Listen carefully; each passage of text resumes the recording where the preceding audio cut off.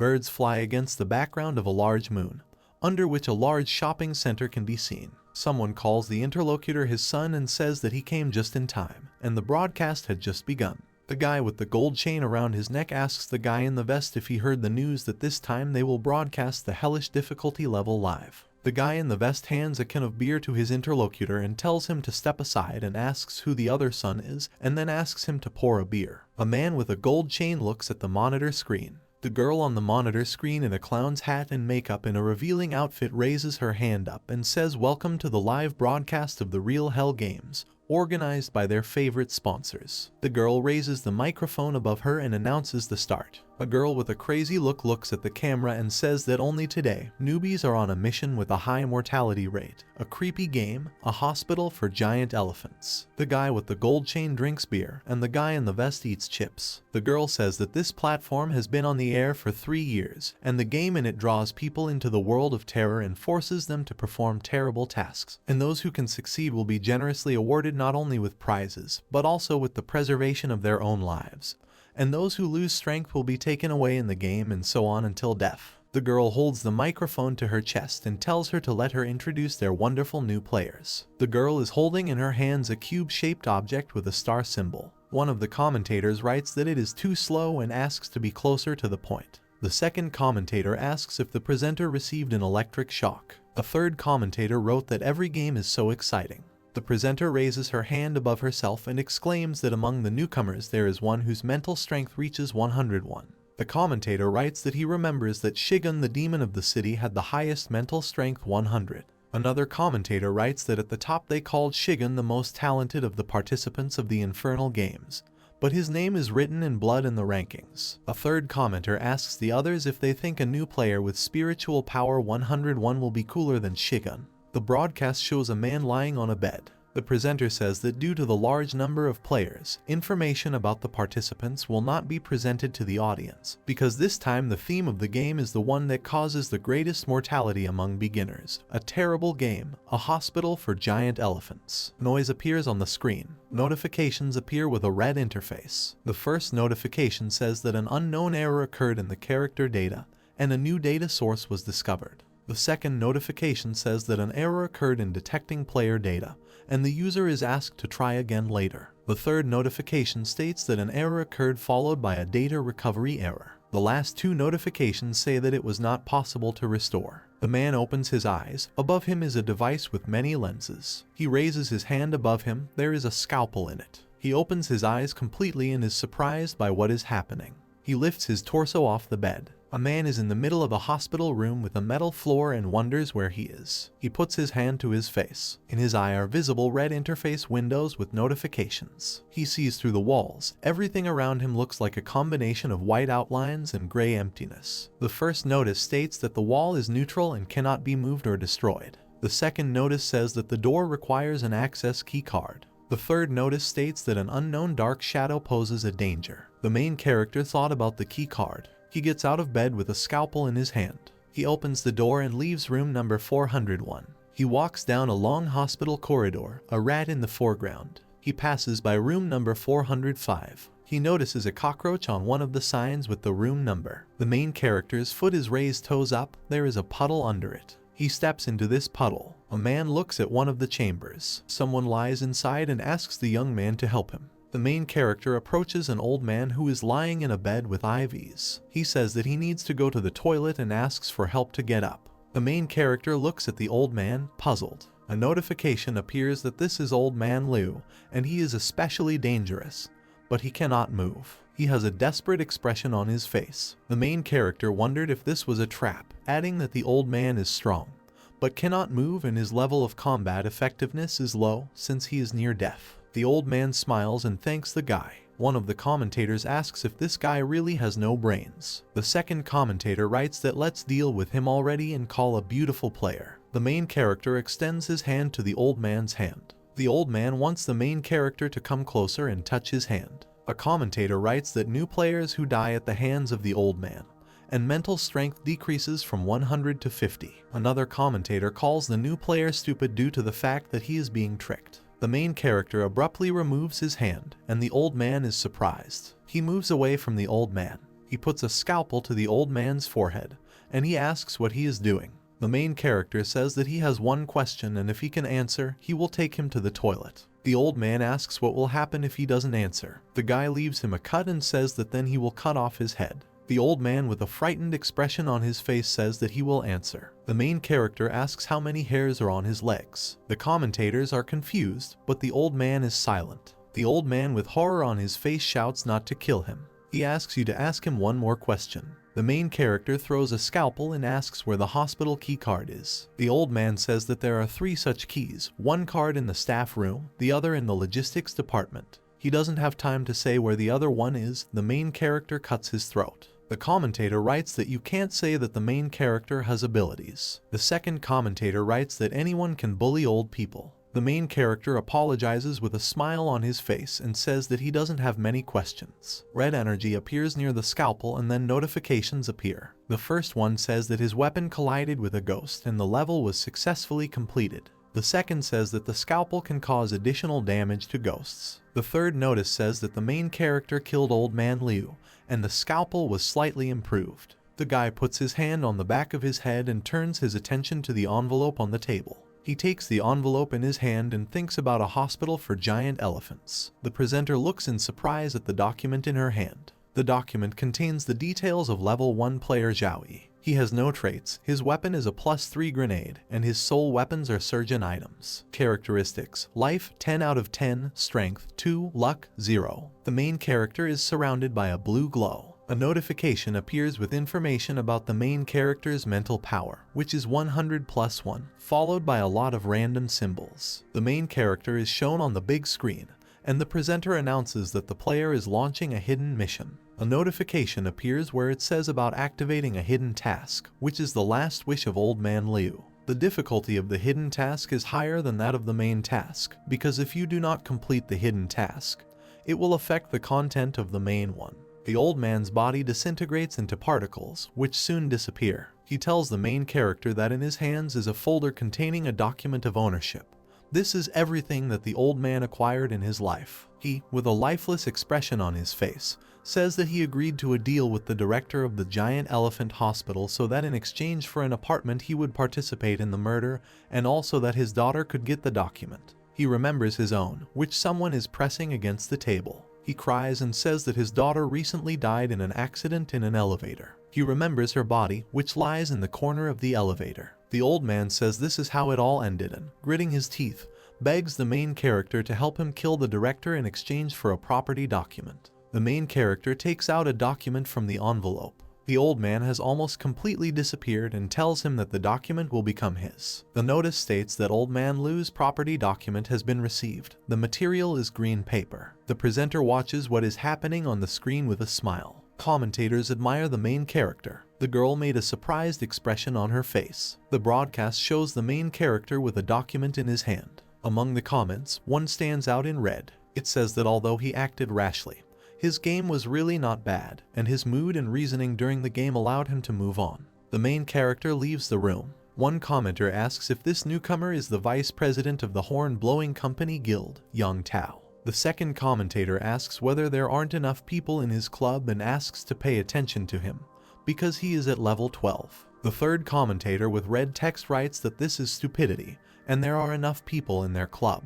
But he just came to see the success of this year's newcomers. The last commenter asks for clarification. A man with green hair watches the main character through 5 cameras. He rests his chin on his finger and thought that Old Man Liu said something strange to Zhaoyi. His daughter died in the elevator. He adds that this means that the elevators in the hospital do not work. The main character walks along the corridor. The red comment says that in the current situation, the best way to cope with the game for Zhaoyi is to abandon the hidden mission and just find the key card. The commentator asks why he is going to the stairs. Another red comment says that Old Man Liu just said that his daughter died in the elevator, which means the elevator is broken and it's dangerous there. Another commentator replies that, as expected from the boss, his assessment of the situation is simply perfect. The guy with green hair is surprised and thought about what Zhaoyi is doing.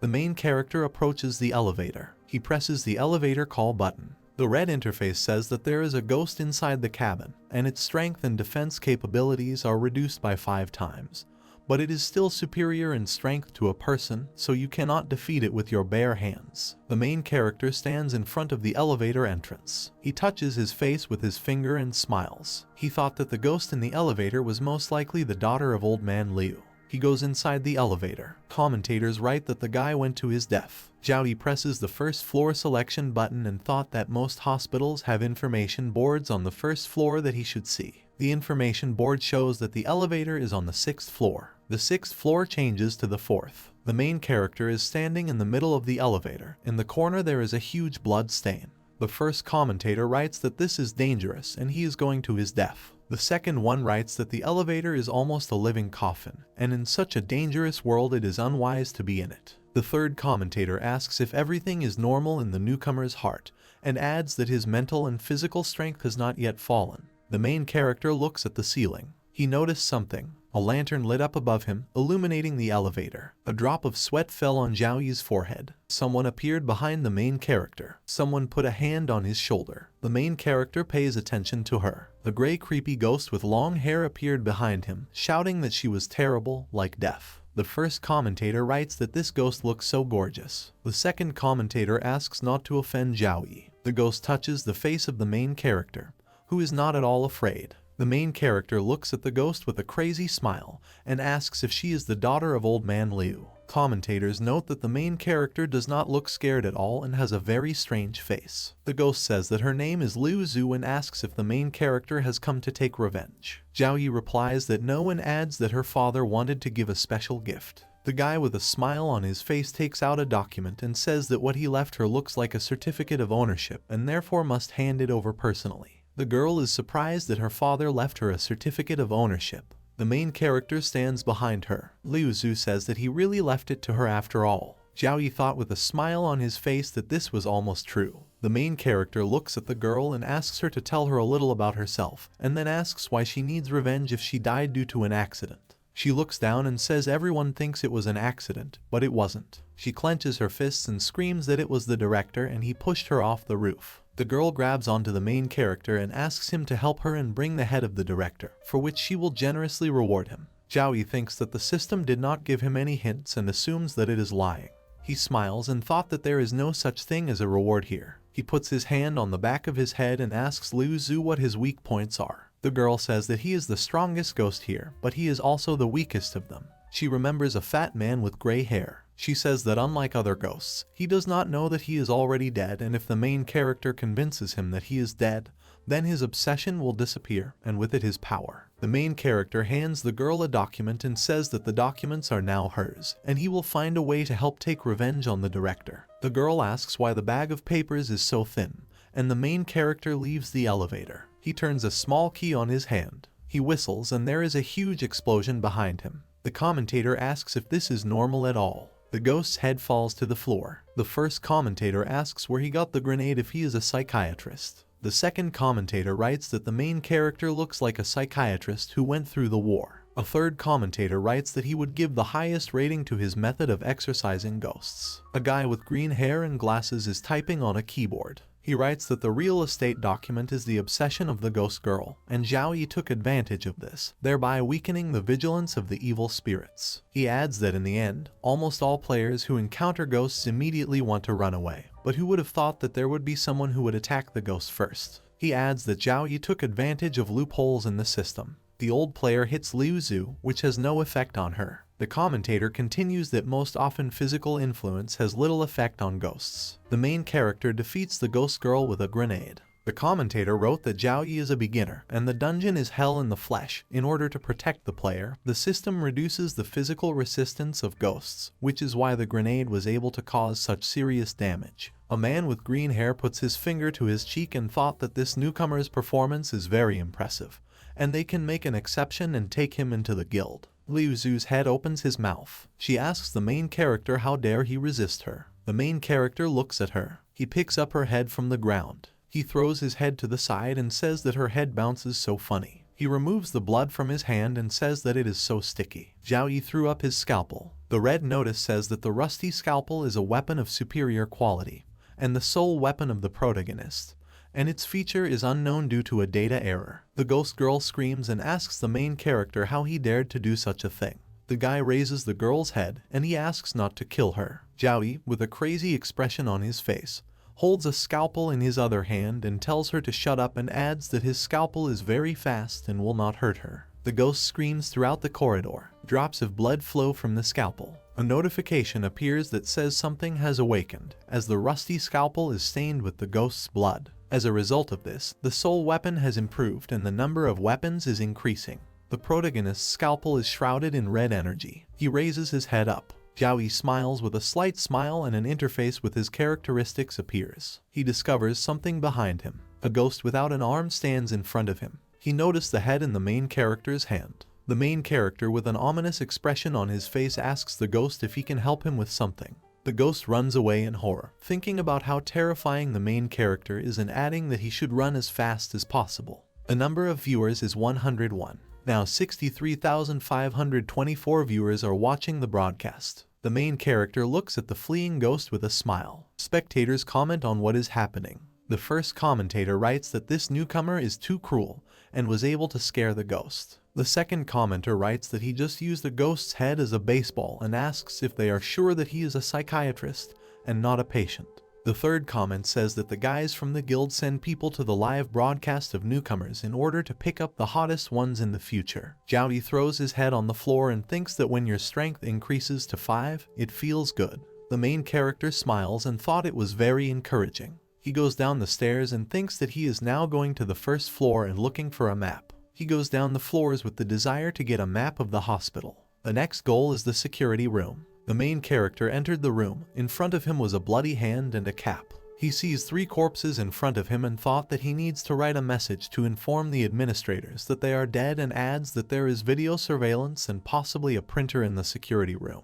He passes near the corpses. He touches his face and notices something. Zhao looked at the monitor with the images from the cameras. He puts a vase of flowers on the table. He sees 3 heads on the table, which are surrounded by flowers. The guy with green hair watches what is happening in surprise. He starts typing another comment. The comment states that in the beginner's version, the power of ghosts is often very limited, and they prefer to pretend to be dead in order to attack players without being noticed. And therefore, although the situation seemed strange to him, he was not particularly worried. The main character turns on the tap, after which a stream of water gushed out. He washes his hands. The commentator writes that the boss is right and asks if it is true that this guy is a beginner who has never participated in such games before. Another commentator is surprised that even in such an environment he simply washes his hands. The main character sits down at a table with a printer. The first commenter asks what he is doing and if he was going to look for the key card. The second commenter writes that he seems to be typing something, and then asks what exactly. The main character takes a printout from the printer. The commentator asks if the guy will now start looking for the key card. Zhao slams his fist into his palm, remembering something. He cuts one of the heads on the table. The guy with green hair spills his tea out of surprise. 2 spectators watching the broadcast in shock. The main character put flowers in the places of the incisions on the heads and says that he didn't seem to have forgotten anything. He exhales and says that otherwise he won't last long at this rate. Commentators don't understand what's happening. One of them calls the main character a good fellow because he turned heads into pots. The main character walks along the corridor and thinks that, judging by the map, you can get to the staff room through the corridor. He pays attention to something. He looks at the dark fog in the distance. One of the commentators writes that this is a corridor of ghostly fog and the player's mental strength decreases there, so Zhao will not stay here for long. Another commentator writes that he remembers that a crybaby was imprisoned in this corridor, and there seems to be some kind of additional quest there. The third commentator adds that this is true, but more than one ghost lives there, and each room has its own evil spirits, so it is almost impossible for newcomers to survive in this corridor. The fog approaches the main character. A red notification appears about a corridor of fog, in which it awakens fear in players, which reduces their mental strength. The main character walks straight into the fog. The main character is near the streams of fog. They head straight for his head. He hears voices in his head. They tell him that he is just as disgusting as they are and encourage him to join. They ask him what his life is worth, who he is, and add that this world does not need him and will die in this game. The main character walks down the corridor with his eyes closed. For ordinary people, these dirty whispers, these terrible words are a disaster, and Zhao doesn't care about them. A dark image with many red eyes appears near the main character. Previously, almost every day he heard this endless whisper in his direction from the moment he woke up until the second before going to bed. These red eyes are reflected in the eyes of the main character. He sits on the toilet, and next to him in the bathtub is this dark image with red eyes. He lies in bed with his phone, and a black image with eyes approaches him. He holds his head and walks, and the black image gives him no peace. The main character hears an incessant stream of voices. These voices are much louder than the whispers from his past. Bats fly on a white background. Each of them is imbued with very strong anger, so for Zhaoyi the game here is akin to returning home. Such a return that cannot be compared with anything. He spreads his arms to the sides. The commentator asks if this guy is even human. The main character walks along the corridor. There are many cracks around. The notification informs you about the activation of an additional task to help the crybaby fulfill his wish. Zhaoyi notices something. He looks to the side, sounds coming from the black fog. The main character enters the fog. He takes out his bloody scalpel. He approaches door number 1007 with an ominous aura. He grabs the door handle. The main character thought that the door was not locked. The first commentator writes that he cannot breathe. The second commentator writes that as soon as Zhaoyi opens the door, he will face death. The third commentator writes that a second lasts like a year. The main character removes his hand from the door. The main character approaches another door. The audience doesn't understand why he didn't open the door. The notice states that the door in front of the main character may collapse at any second. He rested his chin and thought that there was no need to think about it. He makes a quick swing with the scalpel. Pieces fall off the door. Blood flows from the site of the impact. He puts away his bloody scalpel. The main character extends his hand. The commentator asks if this newcomer is too powerful. The second commentator writes that he is already starting to worry about the director. The third commentator writes that you need to be careful with this psycho. Drops of blood flow down from the scalpel. There are many bleeding cuts on the door. Notifications inform you about the destruction of the barrier and the improvement of spiritual weapons. He looks at the scalpel and thought that there are no obvious changes, so the improvement is clearly very weak. But in any case, it is better than nothing. The main character looks at the pool of blood on the floor. A notification appears stating that there are no special changes at the door. He opens the door to the office. Behind her is the ghost of a girl with long hair. The ghost has a medium level of danger and is called a crybaby. The girl is sitting in the corner of the room. Zhuyi prepares a scalpel, and the girl raises her head and thinks that he just knocked down the door and she saw everything with her own eyes. She raises her hands and asks not to kill her. The girl grabs her head and a blue aura appears around her. The commentator writes that this is the attack that the crybaby is most proud of. Another commentator writes that the average person will think he is crazy if he hears this. The main character has a calm expression on his face. A comment appears saying that Zhuyi's mental strength is still 101 and he is not hurt at all. The main character goes to a girl from whom waves of energy emanate. The commentator wonders if he is going to kill the crybaby directly, since she can attack him in another way. The main character sits down with the girl. He strokes her with a smiling expression on his face. The commentator wrote that he never thought that such a determined person also had a tender side.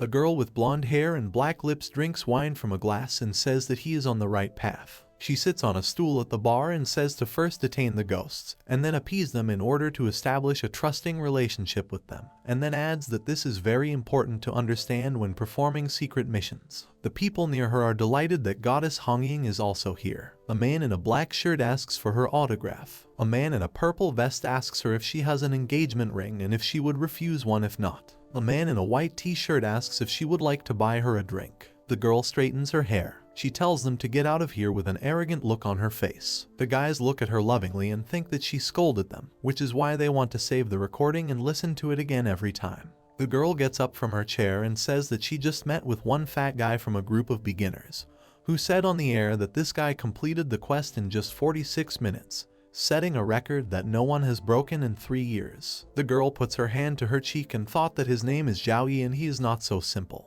She looks at the TV with the broadcast, where the main character and the girl are now captured. Hongying thought that she would see how he would perform on this secret mission. The girl looks pitifully at Zhaoyi. She cries and asks if he will kill her. She says that she has been here for so many years, and finally someone came to her aid. The main character holds a scalpel behind his back. A girl talks about her seriously ill mother. Zhaoyi clutched the bloody scalpel tightly. Against their background, images of a man appear next to the girl and a monster with evil teeth next to the main character. The girl says that in this hospital the doctors promised to save her mother, but it would cost a lot of money. The The main character thought that this position was best suited for striking. The girl cries again, saying that every day their family became poorer. The main character looks carefully at the girl, thinking about the success of the position. He swings his scalpel right at her. He runs a scalpel across her throat. He clings to her after the blow. Blood gushed from her throat. She looks at Zhao Yi's face with sadness on her face. In the shadows of the wall you can see how he plunged a scalpel into her head. He put his hand to his forehead and said that it was safe here now. The first commentator writes that he is in a daze because the main character used the conversation with the ghost to physically attack. The second commentator writes that it turns out that you can complete the secret task without the main one. The third commentator writes that the predictions of their goddess did not come true, and it seems that she is not betting in her right mind. He gets up from the floor and thought that the crybaby was a medium-level ghost, so she could still have the ability and strength to kill him. He smears his face with blood and thinks that in order to ensure his safety, the girl had to be killed right away. He takes the book from the table. The scalpel is enveloped in red energy. The notification says that the main character killed the crybaby, and the soul weapon has been improved. He adds the crybaby's diary to his inventory, taking it in his hand. He opens the diary and it says, November 12th, Sunny Mommy is getting worse, and I'm still trying to earn money in the editorial office. I constantly fall asleep on the go because I'm taking care of my mom all night. I hope that very soon I will be able to collect enough money. I plan to eat less this weekend so I can save more for my mom's surgery. On another page it says, December 12th, cloudy. I got a job in delivery. It's very hard work, but I can handle it. I have to. I hope that this way I will be able to quickly raise money for my mother's operation. On another page it says, December 27th, it is raining. It has been raining for more than 10 days and the city is completely flooded. Today I fell while delivering food and they didn't pay me. On the last page it says, March 18th, a thunderstorm hit the city. What finally happened to him? Why is there not a soul? The streets are so deserted. Where did everyone go? The main character closes the diary and thought that there was no useful information in it. He suddenly realized something. He holds the diary in his hands and recalls the information from the diary about his mother's operation. He goes to another wing of the hospital. The commentator asks why the main character went to the regular wards, because the director's office is on the other side. He reads the information from the information board. One of the commentators suggests that the main character is looking for a map of the hospital. The guy with green hair says he's sifting through options. He adds that the crybaby mentioned her seriously ill mother so many times that it is obvious that the secret mission is connected specifically with her mother. The main character turns around. He went to the blue door and said that he seemed to have found it. The commentator writes that once Zhao Yi finds the crybaby's mother, he will be able to complete the secret mission. The main character opens the blue door. One of the commentators writes that Zhao Yi was just at the reception to find out which wards the women are in and adds that if you do not have a clear plan of action, then you can narrow the area of research and move on to studying it, which will save time. The main character enters the ward. A sick woman lies in bed. One of the commentators writes that there is only one woman in this bed and asks if she is the mother of a crybaby. Another commentator writes that most likely this is the case. Now that she has been found, he can move on to the next step, interaction with the target, with the help of which he can extract useful information and complete a secret mission. Zhao Yi apologizes and asks the girl if she is a Xiao's mother. The woman with a painful expression on her face replies that she is a Xiao's mother and asks the guy what he needs. The main character sees a notification about the average level of danger. With an angry expression on his face, he says that it's very good that he found her and asks if any of her relatives are in the hospital. The woman looks at the main character. She says no and her hair starts to move. She says he finally found her. She asks the main character what he is up to. The main character closes his eyes as the hair is directed towards him. He puts his hand in his pocket and says that he's going to do something so he doesn't have to run away from her. He takes out a grenade and throws it at the woman. He says he doesn't really like running. A woman catches a grenade with her hands with a surprised expression on her face. She looks at her in fear. The main character says goodbye to her in English and grabbed the door handle. He closed the door and there was an explosion inside the chamber. The two spectators are surprised by what is happening. The presenter made a skeptical face. The guy with green hair spilled his tea again. He thought that he could not have foreseen his reaction to Zhao Yi's actions. The main character wonders if everything is over. He opens the door to the room. In place of the woman, only traces of soot remained in the form of a silhouette of a person. The main character approached the bed. The first commenter asks if he should have just gotten the information about the ghost woman and continued on the secret mission. The second commentator asks if he was going to kill their entire family based on what the main character asked about the rest of the family. A third commentator asks if others are getting goosebumps like him. The guy with green hair propped up his chin and thought that this newcomer was too scary, and in order to prevent the crybaby's family members from avenging her, he was even going to kill her entire family. With a serious expression on his face, he wondered whether this person was really a doctor or a psychopath. The main character stretched himself and said that finally, with a calm soul, he will go look for the director's office. He climbs the stairs, leaving behind many ghosts who are afraid of him. He looks out the broken window, behind which he sees a man hanging from a rope. It was the director's office, and the director himself was suspended. His clothes are torn and he gives off an ominous aura. The main character notices that the director is extremely dangerous and he will not be able to stand up to him face to face. He rests his chin and thinks that he cannot resist him. He takes out a printout and thought that this was the only option. The main character leans the printout against the wall and is about to do something, holding a pen in his hand. The commentator asks what he is doing. He draws something on it, holding the pen cap in his mouth. He attaches the tape to the paper. He stuck it to his forehead and spat the pen cap onto the floor. He kicks down the broken door. Joey stands next to the director. The creepy director turns to him and extends his hand. His eyes express surprise. The director grabbed the main character by the neck. He pushed him against the wall. The commentator writes that the boss strikes too quickly. Another commentator writes that this boss strikes too quickly. Another commentator writes that it seems Joey has no chance against him. Another commentator writes that it's all over and, apparently, the main character will lose his head. The monster opens its mouth and an elongated and toothy tongue with its own mouth comes out. The ghost is surprised when he notices what is on the paper. The main character smiles, realizing this. A photograph with the director hanging on a rope was printed on the paper, and the words were noted that on March 6th a terrible event occurred in the hospital.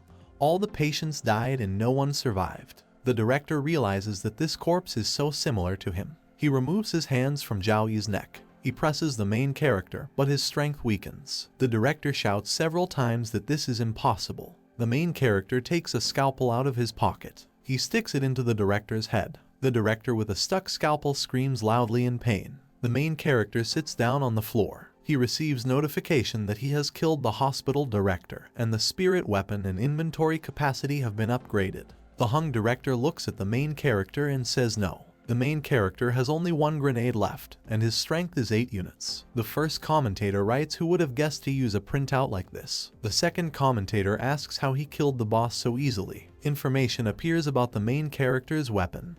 The bloody scalpel. Quality excellent. Description: the soul weapon awakened in time, sensing the ghost's hatred, and as a result was imbued with the power of chaos. Note: chaos power increases resistance, evasion, and definitely deals full damage to other enemies. The main character stands in front of the director and thinks that the power of chaos is some kind of advanced level of soul weapon. He sticks a scalpel into the director's head. He opens one of the desk compartments. He examines the desktop and thinks that, judging by the entries in the crybaby's diary, this city was once captured by mysterious forces. He stretches out his hand to something and thought that this director was very influential and asks if there should be other records about him. The main character finds a bloody envelope. He puts it in his pocket. He decides to inspect the contents and thought it was interesting who invaded this city. The author of the letter turns to Lao Chen and tells him that he has walked around the entire city in search of the city guard and the city is no longer safe. He adds that in the morning, when the sun rises, by 3 o'clock Lao Chen will have to run to the gate of Zhunan City.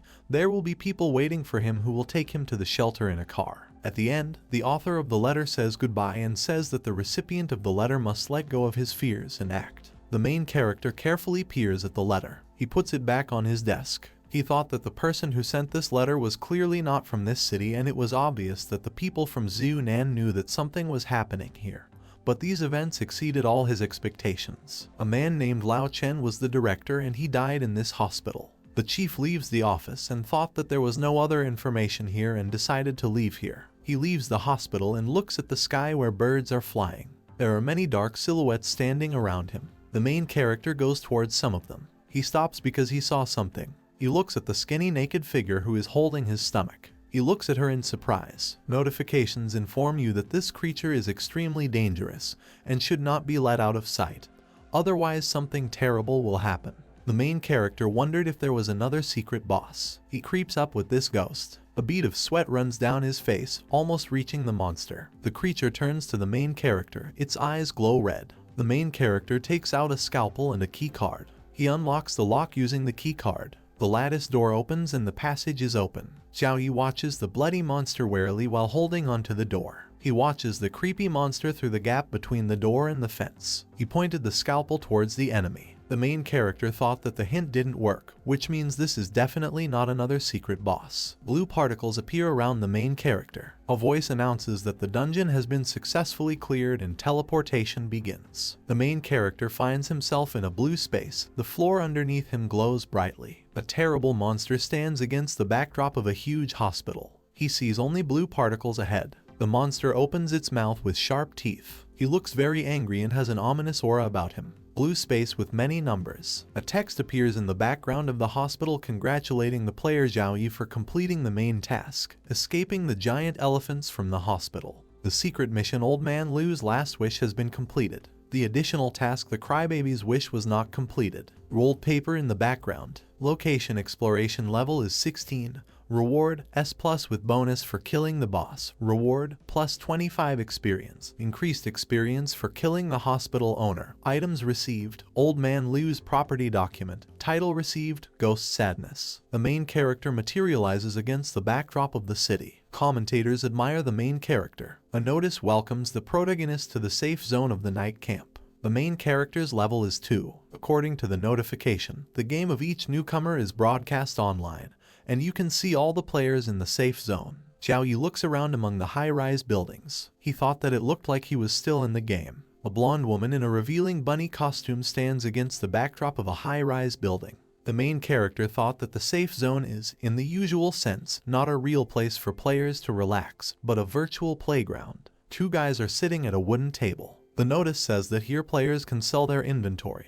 exchange experience or transfer experience in developing the territories of each game. The main character looks at the interface and thought that there is no one here to communicate with yet. The notice says that the main character needs to choose the guild he wants to join, and he is offered to create his own guild. Xiao Yi thought about choosing a guild. The guy behind him peeks into the interface. The main character presses a button in the interface and thought that first he needed to become familiar with the main guilds. Among the guilds are Get Rich Together with Vice President Lin Lin, Five Tigers, Jai Hun with Vice President Jen Shen, Blowing the Horn with Vice President Yang Tao, and the Tangwan Guild. The guy behind the main character is surprised and drops his food. He clenched his fists and with admiration asks the main character if he is a god and whether there are really so many powerful guilds inviting him to join them. The main character asks if this is so cool. The guy shouts that of course it's cool, because such large guilds almost never accept newcomers, but here they invite you. The guy with brown hair imagines lots of gold, weapons and armor. He says that if the main character joins one of these guilds, he will be able to get huge resources and speed up the completion of tasks, which will significantly increase survivability in the game.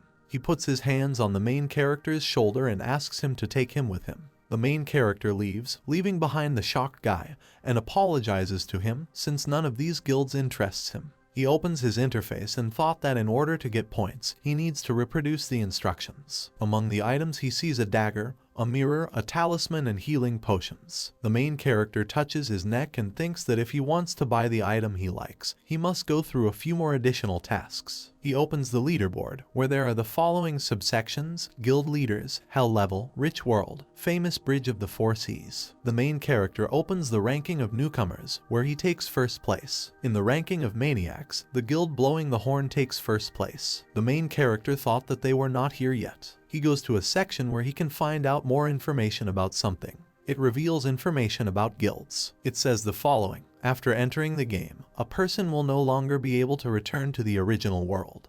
He will be thrown to the outskirts of a new invented world and his task will begin there. There are many dangers: wasteland, abandonment, no sunlight at all. Players need to fight various difficulties, build houses, conquer territories, and store resources. The best way to survive is to join powerful guilds and work with your comrades as a team. The main character reads the information with a thoughtful look. He thought that it turns out that which guild to join does not really matter and they are all alike. It opens the world map in the in-game interface. He looks at the interactive map of 3 places and thinks of the city of Xuanzhen. With a small smile, he thinks that this is the city that was mentioned in the letter from the director of the hospital. Zhao Yi switches the in-game interface menu. He enters a guild called Scoundrels. They write to the main character that they are a useless guild and they have few resources. He smiles again when he sees this message. The main character types his message on the keyboard that appears in front of him. He replies that he is very interested in the city of Xuanzhen. Chaotic border, no safe zone. Many birds fly over a large abandoned skyscraper. A blonde girl wearing a white t-shirt and black gloves sees the main character's message that she is very interested in the city of Xuanzhen. She touches her chin and thought it was very interesting. She turns and says that this year's #1 newcomer really wants to join their guild and adds how blissful it is after all these years. A mustachioed man dressed as a Buddhist monk asks if this guy has received invitations from the most powerful guilds. He holds a coin in his hand and says whether this year's newcomers are really so bad that they cannot take first place in the ranking and join the ranks of the best. He looks at the coin with a smile. The girl raises her palms at shoulder level and says that this newcomer won the S+ award in the Giant Elephant Hospital on hellish difficulty level and adds what he will say now. The mustachioed man became wary of these words. He holds onto his thin beard and asks why he chose their guild then. The girl crosses her legs and says that he said that he is very interested in Xuanzhen City, and then asks her uncle what he thinks. The man in black closes the book when he hears these words. The man with white hair adjusts his glasses and says that it seems that the city of Xuanzhen is bound by their main task and asks if he is right. He lowers his points a little and says that they do not carry out the main tasks and only know how to fight and kill, and therefore, after so many years, the status of the guild does not change, and newcomers do not choose them. The girl covers her mouth with a smile on her face. She asks the man in black clothes if this is not what he taught them and adds that if the upper beam is not straight, but the lower one is curved, this does not mean that they need to throw a stone at their garden. The man gets embarrassed when he hears this. The man looks at the mustachioed guy and the girl and tells them to take him on the team, because it's not often newbies want to join their guild, and then tells them not to bully the newbie. The girl licks her lips and says okay. In-game chat interface. System. Player Zhao Yi has joined the guild. Van Min sends 3 question marks. Linny writes that this is a good card and suggests that they not go to pieces. Mok Wen writes that Zhao Yi went where he shouldn't go, choosing a bad guild that hasn't opened a passage to the destroyed city in 2 years. Zhu Bao writes that it is a pity for this guy, because he heard that the guys from the big guilds rated him highly, but he chose a second-rate guild. At the same time, chaos, an abandoned city. The beautiful city is illuminated by evening light. A guy with glasses and green hair thought that the main character had joined the Scoundrels Guild and called the newcomer really unusual. The girl opens the door to the room and tells the vice president that someone has dug up information about the original world of Zhao Yi. The man reads the document and asks if he is known in the industry. The girl answers that yes, since he cured almost 1,000 patients with severe mental illnesses and cured them without any consequences. While the guy with green hair reads the document, the girl adds that he has cured everyone regardless of the patient's condition, depressed, violent, or seriously distorted. A drop of sweat runs down the girl's face. She says that, however, all the patients who have undergone his treatment completely forget the entire process. She imagines people made up of puzzles with one piece missing. The girl says that all memories, at least somehow connected with him, mysteriously disappear. For this reason, no one in the industry calls him by his name at all and he is still called by his nickname, the Angel of Oblivion. Zhao Yi stands in a doctor's coat with his hands in his pockets. The man with green hair has a serious look. He slammed the folder shut and thought about the Angel of Oblivion.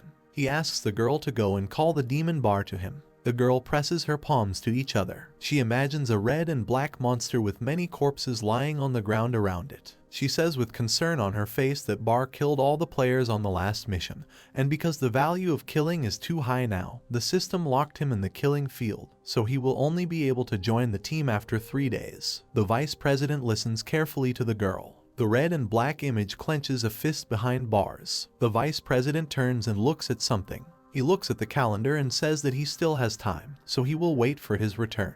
Chaotic border, no safe zone. It is raining outside. A blonde woman with black gloves stands with her arms crossed and wears glasses. She says welcome to the main character. The main character, holding an umbrella, asks if this territory belongs to the Guild of Scoundrels. The girl lowers her glasses and asks if they look like scoundrels. She takes off her glasses and says that she has not yet introduced herself to the main character. She says her name is Liu Zhou and she is the guild's auditor. She beckons the main character with her hand and asks him to follow him and adds that she will take him to a meeting with the villains of the guild. They go into a tall building near them. The cracked double doors open. Liu Zhou opens his doors completely. There are several people in the room besides them. The girl says that the man in black glasses is the president of their guild, whom he can call uncle. He reaches for his glasses with one hand and holds a blue folder with the other. A girl with long brown hair and a brown t-shirt crossed her arms. Liu Zhou says that this cold-eyed beauty is Meng Jiao, the vice president. She advises the main character not to enter into dialogue with her again,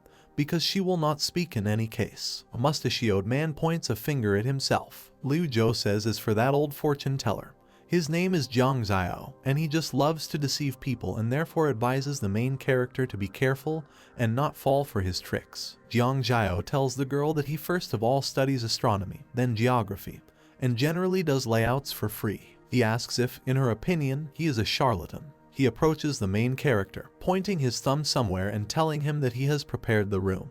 He says that usually they all live on the 7th floor, but the newcomers live on the 1st to 3rd floors, and the main character's number is 404 and he specially made the layout, and the stars said that this particular number will bring good luck. The main character thanks Jiang Xiao. The mustachioed man replies that it's okay, because they are family, and people like Xiao Yi are 1 in a million, which is why they have a high opinion of him. The girl shouts at Jiang Xiao not to lie and says that she will take him to the dormitory herself. She is walking up the stairs with red shoes on her feet. They approach the door number 404. The girl tells the main character that as soon as he binds himself to the room, it will immediately become his safe zone and no one else will be able to enter it until he receives an invitation. A bright blue light shines from the hole in the door. The main character looks straight into this hole. A loud click comes from the handle. A notification appears indicating that the collection of owner information has been completed. The small room has a TV and a bed with a nightstand. The girl points into the room and says that the bathroom and hot water are available 24 hours a day, and food and water have to be taken from an abandoned railway station 2 kilometers away. The girl closes one eye and says she hopes it's not a problem. She says that to enter here, the main character needs to be at least 3 levels, so while he lacks them, she, as a sister, can give the first few. The main character thanks the girl. She touches her cheek and says you're welcome. She turns towards the window and tells the main character to come to the dining room in the evening, and adds that she will tell beginners the general idea of the game in hellish difficulty mode. She turns back to the hero, remembering something else. She puts her hand on her belt and tells him not to go anywhere further than the house yet, otherwise it's not safe there. Red lightning appears on the street. Several people are sitting around a table. The guy in the gray t-shirt asks if this conversation about the game in hellish difficulty mode will be for them, newbies. The girl in the pink t-shirt says that it should be yes and asks how things are going with this guild. One of the newbies asks if they expected so many newbies to join such a lousy guild. The other guy says that's pretty amazing. The main character drinks a drink from a glass with a straw. Uncle holds the red book in his hands and says that since everyone is here, he should be allowed to say a few words. Sitting to his left is Jiang Xiao. The head of the guild adjusts his glasses and says that he is the president of the Scoundrels Guild and they can call him Uncle. Red lightning strikes near a high-rise building. Uncle says that the world they are in now is a world of chaotic laws, chaos. There is a world map on the paper. He says that this world is very dangerous. Only the building of their guild is absolutely safe, so they ask you not to dare to go beyond its borders yet. He says that players who find themselves in a game of hellish difficulty level need to complete 2 tasks. He adds that the first is a dungeon quest and the other is a main quest, and dungeon quests need to be completed once a month, twice at the most. He says it's worth noting that they will likely be matched against other players playing their dungeon, and killing for money is common. The guild president adjusts his glasses. With a menacing expression on his face, he asks not to trust anyone. The broadcast with the main character is shown on many screens. The guild leader adds that in addition, once they enter the dungeon, their game will be shown live. He asks them to perform as best as possible to attract more viewers who will become their fans in the future. The main character imagines what the stream looked like from the outside and receives gifts. The head of the guild says that at the end of the live broadcast, views of their game and gifts from viewers are converted into additional points for them. He adds that this will not give much, but it is enough for some large guilds to pay attention to them, and subsequently it will be easier for them to escape from their ship. A guy with short brown hair tells the head that he is talking about how to more conveniently jump from ship to ship and does not seem to care at all whether new people leave the guild or not. The uncle raises his finger up and approaches the newcomers. He says that as for the main tasks, it's even simpler. He adds that this task is presented in their system and they need to choose it if they are interested.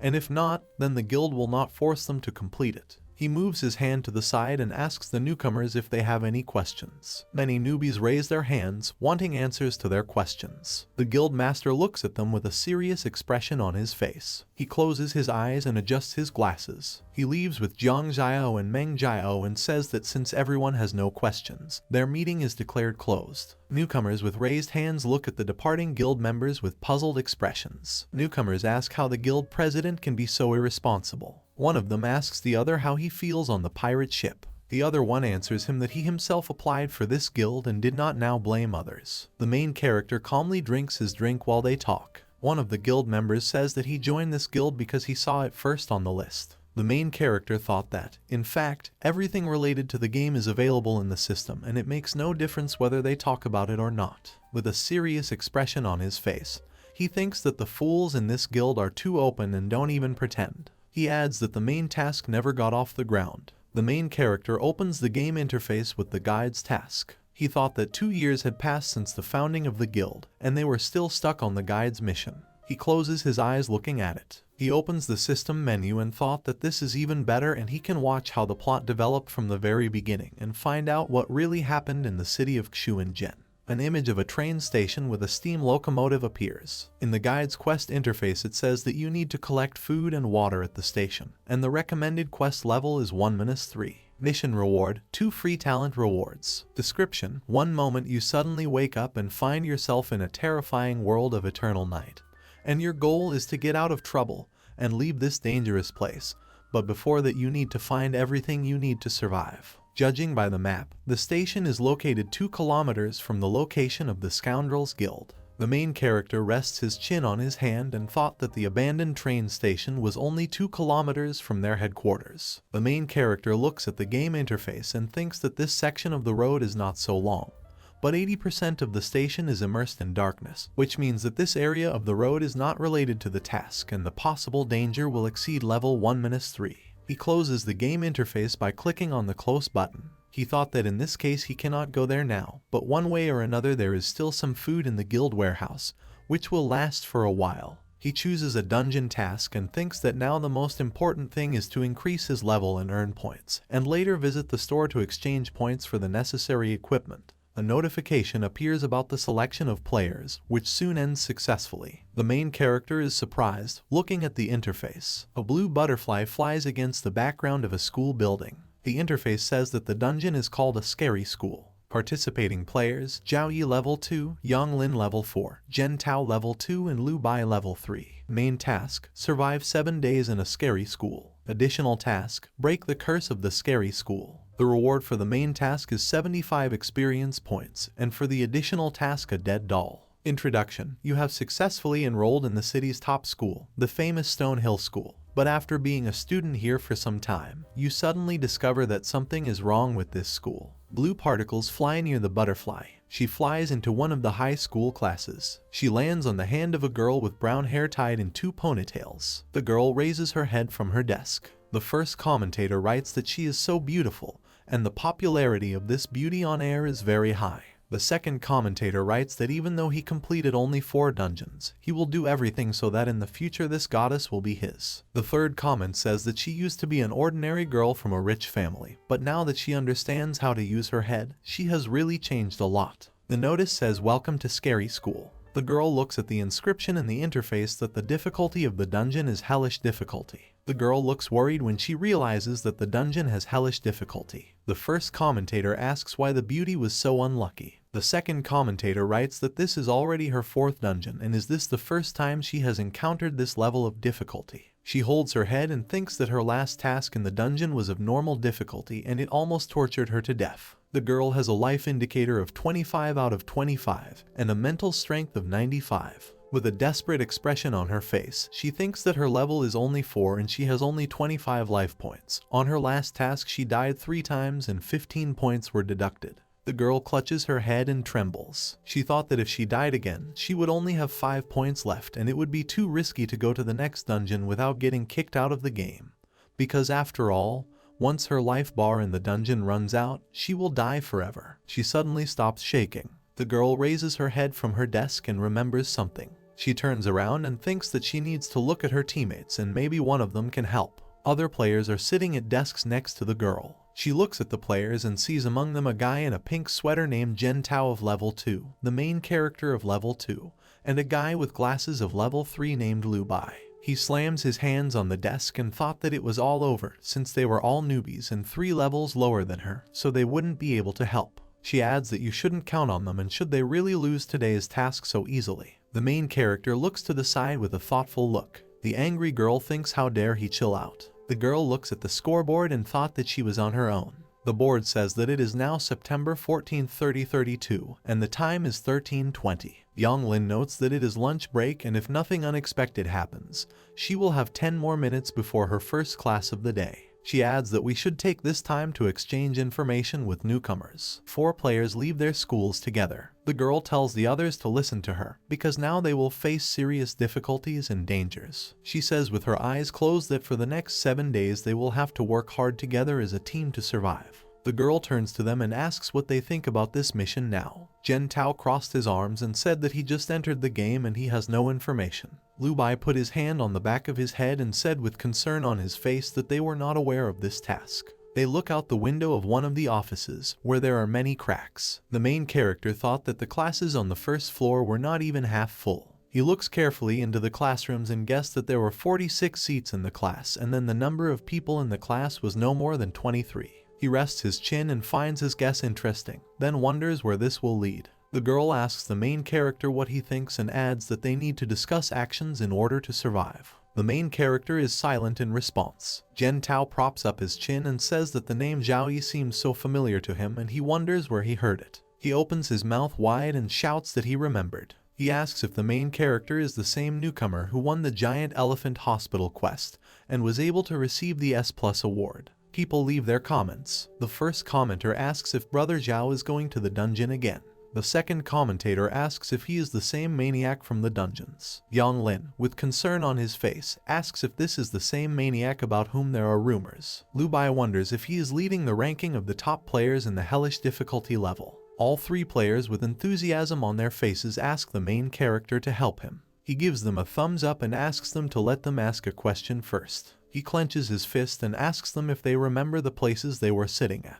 The girl with a smile on her face replies that of course they remember and asks why he needs this. The main character turns towards the school. With a serious expression on his face, he says that the lesson has begun and we need to return to class. A dark aura envelops him and he says that if an accident happens today, many people in their class will die. He smiles a little and tells them not to forget their places and that the main thing is not to make a mistake. The 3 players look at the main character with concern on their faces. Yang Lin asks Jen Tao what happened as he turned pale. Lots of sweat drops running down the guy's face. The guy in the pink jacket says that he seems to have forgotten what his place is and asks the main character if this is really very important. The main character with a smile on his face says that he is not sure if other places here are dangerous, but their spawn point can certainly keep them safe for a short period of time. The main character says that if they really don't remember their place, then let them try to remember their last saves here. Comments appear. The first commentator writes that the main character deserves to be number 1 because he thinks clearly. The second commentator writes that it's such a pity that Zhao Yi didn't choose a better guild, otherwise his popularity instantly fell, and only 300 viewers watch him live. The third commentator writes to the previous commentator that he should come down from heaven, because 300 people is a lot. The fourth commentator writes that Zhao Yi again has a dungeon with a hellish level of difficulty and calls him unlucky. The fifth commentator writes that for capable people, the higher the difficulty level, the better, and dungeons with a lower difficulty do not give cool rewards like S+. The sixth commentator says that this time there is no system that could weaken the power of the ghost. He will have to act more thoughtfully, and it all depends on whether he dies. The 7th commentator writes that in no case, no one thinks that he was able to top the rating only because of his intelligence. Zhao Yi says that the bell rang and they need to go back to the office. All the students gathered in the classroom. One of them commands everyone to stand up. All students stand up. Black streams of energy fly around. The main character is looking intently at something. You can see something red in his pupil. This is a notification from the game system. Other students besides the players appear as black and red silhouettes with an icon in the form of a triangle with an exclamation mark in the middle. The notice says that these are ghost students whose actions are chaotic. The main character turns his gaze and thought that fortunately, they are all neutral units. A woman comes into the office. She holds papers in her hands and says that they have a math exam today. A red notification from the system appears. Teacher, neutral trigger. Note, when the hunting reflex does not work, the ghost unit remains in a neutral position.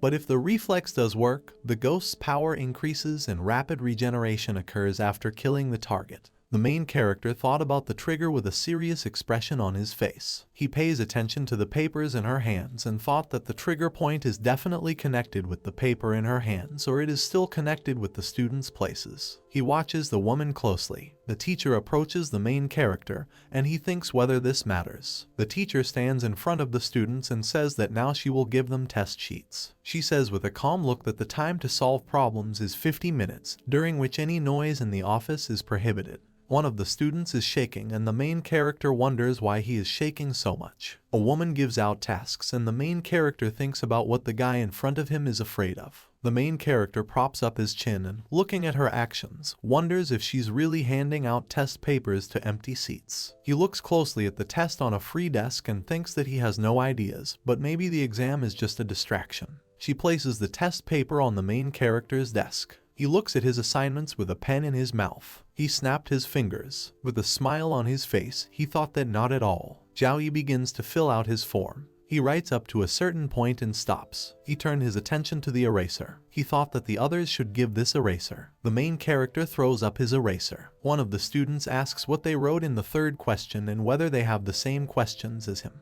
The teacher gives off an eerie aura. Streams of energy emanate from her mouth and veins begin to appear on her skin. She lists the students, giving their place, row and name. The main character props up his head with his palm, throws up the eraser and thinks that the teacher is not even embarrassed by the chaos in the exam room and asks if the noise condition is not a trigger point for the ghost. He looks at the guy from the front and thought that he seemed to be shaking more. Yang Lin looks at the main character and thought that Zhao Yi is number 1 in the rookie ranking, and he is the one who can kill the first ghost he comes across, and he cannot just get lucky. He tosses his eraser and smiles. The girl thought that she would see what he was doing. The girl, with a look of incomprehension on her face, thought that the questions on the test were very easy to solve. And to solve the problem he just needed to throw an eraser. The teacher leans on the table with anger on her face and shouts not to move around. There is complete silence in the office. The main character on the penultimate pair of the first row says that the questions in which it was necessary to choose an answer were completed immediately, and the questions with filling in the blanks were 1 on 1. It turns out 1. 1 on 2 turns out to be 2. 3 on 7 turns out to be 24. 4 on 6, 28. He looks at his palms. The woman takes out a bloody axe from her desk. Her reddened eyes roll back. The woman opens her rotting mouth and calls the main character's children. She, with an axe in her hand, asks the students to let her see which of them all will be punished. The teacher looks like a scary monster. The woman takes a step forward. She put the axe to Jen Tao's shoulder, which was shaking. He swallowed his saliva out of fear. An axe is reflected on his assignment sheet. A bead of sweat runs down Jen Tao's face. He thinks that he really isn't sitting in the right place. With anxiety on his face, he thinks that this cannot be, and he remembers how everything was lying on his table. His mental strength drops to 68. One of the commentators on the broadcast wrote that with this guy Jen Tao everything is clear. If his mental strength drops even lower, then he probably will not be able to survive the first day. The second commentator writes that this often happens to beginners. The guy in the pink jacket mentally asks please not to kill him. Yang Lin's mental strength drops to 83. A bead of sweat runs down her cheek. The first commentator writes that Lin's mental strength began to dry up. The second commentator writes that he is worried about the goddess. The main character's mental strength is 100 plus 1 while he counts examples on his fingers. The first commentator writes that this Zhao Yi is some kind of genius, because his mental sweetness is still stable and remains at the highest level of 101. The second commentator writes that Zhao Yi is so calm and admires his equanimity and his mathematical skills, but still worries. A third commentator writes that he just watched Zhao Yi's live broadcast and saw that his answers to the text were not correct. Zhen Tao's mental strength is reduced to 49 due to the teacher next to him. He put his pen to one of the tasks on the form. He trembles violently and looks at the girl. He falls on his desk immediately after the teacher leaves him. A teacher with a bloody axe approaches the main character. She looks creepily at the main character with her mouth open. He smiles happily, looking into her face. The red notice says that the teacher has a neutral trigger. The main character sees only the white outlines of a woman. He thought that he had created such a mess, but she still had not reacted even once, and it seemed that the poor discipline in the examination room did not motivate her to kill. Zhao Yi imagined the teacher tied to a pole with the rules written on it. The main character thought that it turns out that even if the ghost woman really wants to kill someone, she will not be able to do this until someone activates the conditional reason for killing him. The main character props up his chin and with a thoughtful look thought that it is believed that a female ghost is the safest ghost that can be in the class. He holds a scalpel in his right hand and thought that safety now does not necessarily mean safety in the future. He looks at the ghost carefully. The teacher asks the main character what he was staring at and says that it's an exam and he needs to hurry up and answer all the questions. The first commentator writes that he is afraid. The second commentator writes that the reaction to Zhao Yi's words began to change the appearance of the ghost. The main character puts a scalpel on the shelf under his desk. He thought that he was not yet sure whether he could kill her. The teacher sticks out her tongue and asks the main character what he was staring at and if there is something on her face. The main character coughs. He replies with a smile on his face that this is not true and calls her beautiful, and adds that he just met a ghost woman who fell to her death and her face was completely rotten, which left a lot of trauma on his young heart. The girl returns to her human form and looks at the main character. She rests her head on her palm and asks if she is really beautiful. Her head arches at an unnatural angle and she answers no to her own question. Her eyes roll back into her head and her body rots. She touches the main character and says that the exam is going on now and tells him not to fool his brains. The main character thought that the teacher's hands were a little cold. She turns to the fat man, who asks twice not to kill him. A woman with red eyes approaches a fat guy. The teacher holds an axe in both hands and swings it at the student. The student turns around and says no with a scared face. He sinks to his knees. The student approaches the teacher and asks to give him another chance. He says in a trembling voice that he promises that he will not do this again, after which the teacher strikes with an axe. A student's blood ends up on the classroom window. His head lies next to the main character. Zhao Yi looked at her silently. He moves his leg back. The main character kicked the student's head. She falls on Zhen Tao's desk, causing him to get very scared. He is foaming at the mouth from fear. The rest of the students and players are watching the situation. One of the commentators writes that she almost died from laughter and asks if this is a show where only Zhen Tao suffers. Another commentator writes that fortunately Zhen Tao lost consciousness, and because of this his mental strength stopped falling. Otherwise he would have simply died and immediately turned into a dungeon monster. The teacher turns to the main character, who is looking at her. With a smile on his face, he tells the teacher that he has finished his work and gives the form. The teacher picks up a form with a smiley face at the bottom. She looks over the submitted form. She points her finger at the exit and says to get lost, and then adds that if he violates discipline in the exam one more time, she will remove him. The main character tells the teacher that he understood her. Yang Lin wonders what it was. Zhao Yi smiles with his eyes closed. He leaves the office. He opens his eyes, thinking that he seems to be starting to understand something. Red clouds are flying across the sky. 40 minutes later the exam was over. The girl asks if they can be a little more resilient when playing on hellish difficulty. All four are on the balcony. Lu Bai calls the main character the boss and tells him that what he did was so dangerous because he scared Zhen Tao to death. The main character with a small smile says that he was just checking on that teacher. Yang Lin extends his hand and says that as it turns out, as long as they don't become a death point trigger, all NPC ghosts are very tolerant of them. 3 other players ask about death points. Lu Bao, with an enthusiastic look on his face, asks the main character to tell him more. Zhao Yi peeks around the corner. He looks at the corridor and thought that there were no teachers here. He raises his finger up and asks the others if they haven't noticed that there are rules by which this female ghost teacher can kill them. Lu Bao asks what the rules are. He adjusts his glasses while the protagonist asks him if he thinks that Lucky Guy's head wasn't chopped off at random. The main character calls the other players with his hand. He tells them to go with him to the playground because it has the best view. They come to the playground and the main character points his finger at the school building. He says that during his lunch break he observed a total of 8 activities on the lawn. He turns to the other players and says that upon careful observation, he found that every classroom in the building was half full. There are 18 people in one class, 15 people in another. The main character says that the higher in class they rise, the fewer people there are. He says that when he passed the test ahead of time and went to the second floor,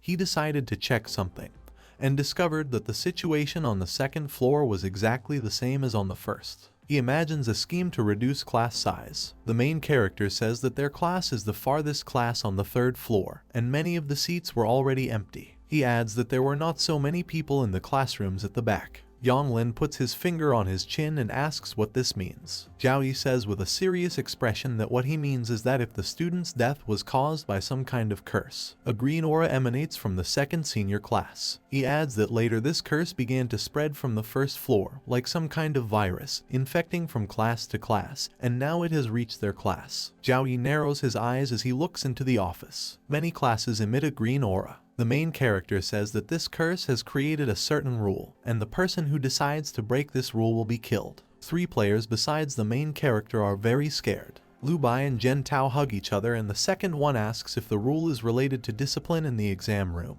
Yang Lin crosses his arms over his stomach. The main character turned to the school and answered that no. He turns to the players again and with a serious expression on his face says to come up with it yourself and adds that he made a loud sound and kicked a classmate standing in front of him on the head, which definitely attracted attention and disrupted the order in the class, but even after that the teacher did nothing to him. He imagines the red image losing its head. He says that this fat man who was sitting in front of him was beheaded for no reason. The main character says that he must have done something for the death point to work and those students who died had to do the same. The frightened players look at Zhao Yi pitifully. There is a test on an empty desk. The main character adds that if they are more careful, they will find that the test sheets and blanks are not filled in. Yang Lin and the others are trembling. The girl says that this is true, because when she left the exam room, she saw that the papers in the hands of a small number of students were blank. Because in the end, these students whose test papers were blank were all killed. Under the black image of the teacher lies the head of a student. Yang Lin, with a bead of sweat on his cheek, asks if unfinished work is a trigger for death. The main character turns his head with a smile on his face and tells the girl that she is too naive, because exam papers are not death triggers. The main character imagines a diagram and says that judging by his last dungeon, it doesn't take too much effort to complete the main line, even if it is a hellishly difficult dungeon. He adds that the most difficult thing in the quest is studying the secret tasks, the internal structure. The protagonist asks that the dungeon's main objective shouldn't be difficult, and if a blank piece of test paper is the trigger point for death, then shouldn't the player just accept their fate? A frightened Jen Tao tells the main character that he has found out so much and asks why he doesn't just give them the trigger point of death. He adds that he doesn't want to die. The main character touches his nose and says that currently he does not know which point is the trigger point of death, and although this is definitely not a test, it should also be related to the test. He puts on a serious expression and says that he has to tell them something in advance. He smiles and adds that jokes aside, this school will most likely only leave 4 of them alive. Blades of grass are lifted by the wind from the ground against the backdrop of the school building. Jen Tao looks at the main character in fear. He's foaming at the mouth. Lu Bai shouts the scared guy's name. He asks him to wake up, while the main character Yang Lin looks at them skeptically. The first commentator writes that Jen Tao is so scared and asks to stop scaring him. The second commenter asks if they think what Zhao Yi said is true. A third commenter asks how this can be true if the classroom is full of ghosts, and they are all still alive. Yang Lin asks what they will do next, because time feels different in this dungeon and she is a little confused because of the different rhythm of the game. The main character turns away from them and says that they need to wait for darkness. The guy with glasses asks why they need to wait until dark. Zhao Yi turns to him and asks how they then plan to find information for the mission without the rest of their classmates and ghosts noticing. Lu Bai agrees with him. Yang Lin thought that the main character really looked like someone who ranks first in the ratings. With a fake smile, she suggests making an appointment tonight and going on a search. The main character tells the others that they will meet at 12 o'clock at the gazebo in the backyard. Jen Tao raises a trembling hand and asks to be allowed to intervene. He asks if he cannot go, because he is afraid of meeting ghosts. The main character closes his eyes and says that of course it's possible. He smiles a little and says that he wants to remind him that if he hears or sees something in the dark at night, then he should not scream for help, and adds that no one will come to his aid simply because they will not be here. Jen Tao and Lu Bai made scared expressions. The first of them shouts that he will go and asks if he goes. Evening training is over. Red clouds rush over high-rise buildings. Many ghosts walk around the main character. He walks down the corridor. A game system notification appears. The system prompt says that you need to pay attention to the early rise time and warn your comrades if they are late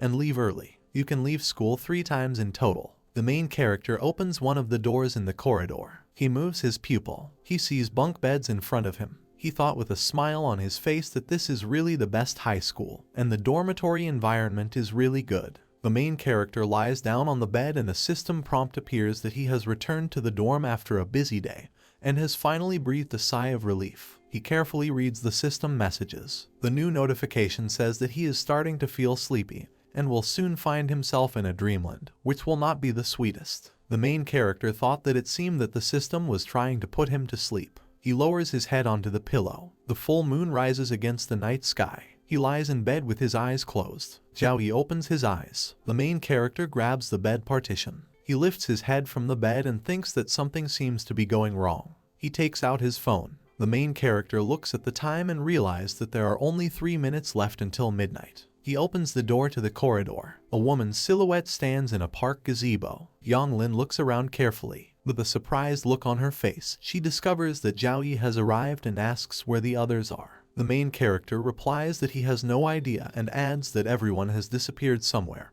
and he thought that she would not come either. He turns his back to the girl and says that in any case, they are not going to the person. The main character heads towards a dark ghostly silhouette. The girl grabs the main character's hand. They stop and Yang Lin asks why he went if he knew that this was not a person, and does he really want to die. The main character turns his head towards her and says that if this ghost is not aggressive, then they will be able to gather more information about this area. A girl with a drop of sweat on her cheek asks what if he gets aggressive. Zhao Yi takes out his bloody scalpel. He is enveloped in red streams of energy. He says that means they will make him the most harmless person in the world. The girl covers her mouth and asks what he is going to do. The main character turns his head forward and tells her not to think too much about it, because their main task is not to activate the death point, and most likely the game organizers are still watching them. The main character was thinking about something. He says that judging by the situation, they probably ended up in a place similar to the upper world. He imagines a gazebo in the upper world and a ghostly gazebo in the lower world.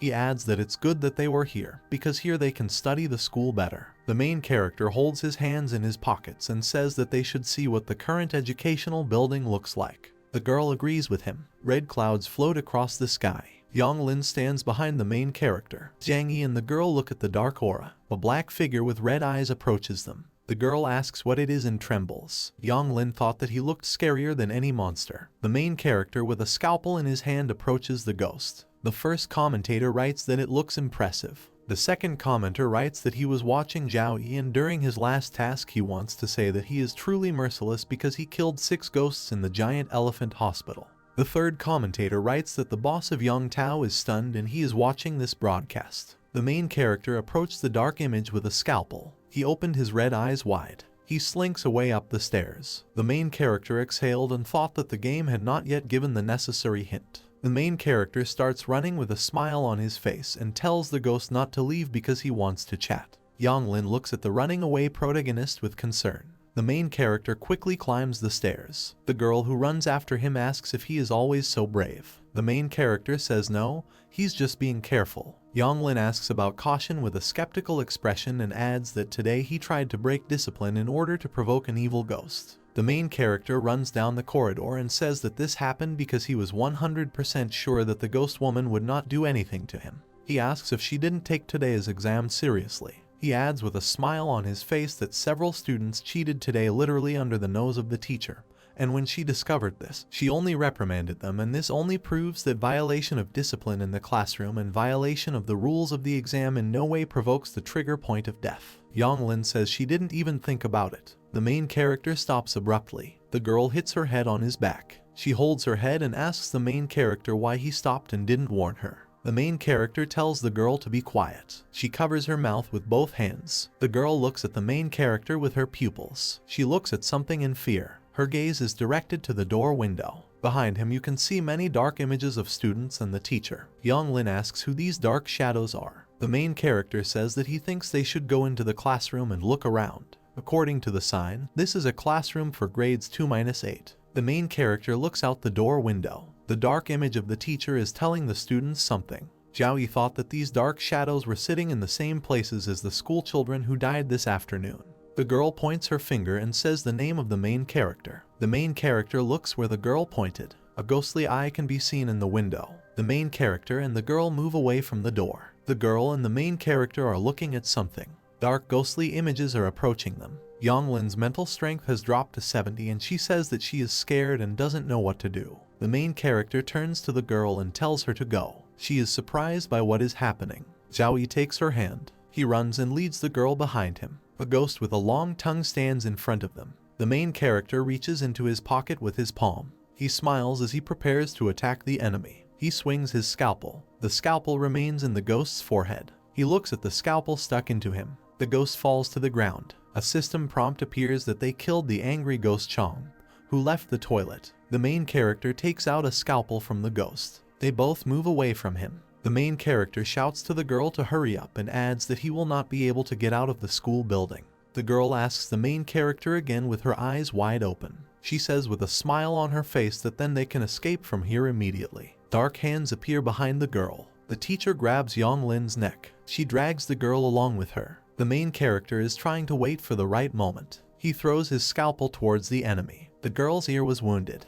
The teacher stands behind Yonglin with a scalpel in her shoulder. The girl with a frightened expression looks towards the teacher. She runs away from the teacher and asks to save her. The girl grabs onto the main character. She is trembling and asks the main character to help her. She sinks to the ground and wets herself. The main character tells the girl that everything is fine and he disappeared. Yonglin asks the main character again and touches the blood on his ear. The girl touches her ear, and Zhao Yi exhales and says that it's okay, because after completing the dungeon it will be like new. The girl is crying, and the main character is tying a bandage on her ear. The first commentator writes that her goddess almost flew out. The second commentator writes that, as expected from the first place, he even saved a man, although he himself was in danger. The third comment is highlighted in a red frame. It says that the protagonist's scalpel is as ruthless as its owner, and if it ever hits someone in the forehead, it will be bad. Zhao Yi asks the main character to wait here. The main character looks towards the school and says that he will go there again.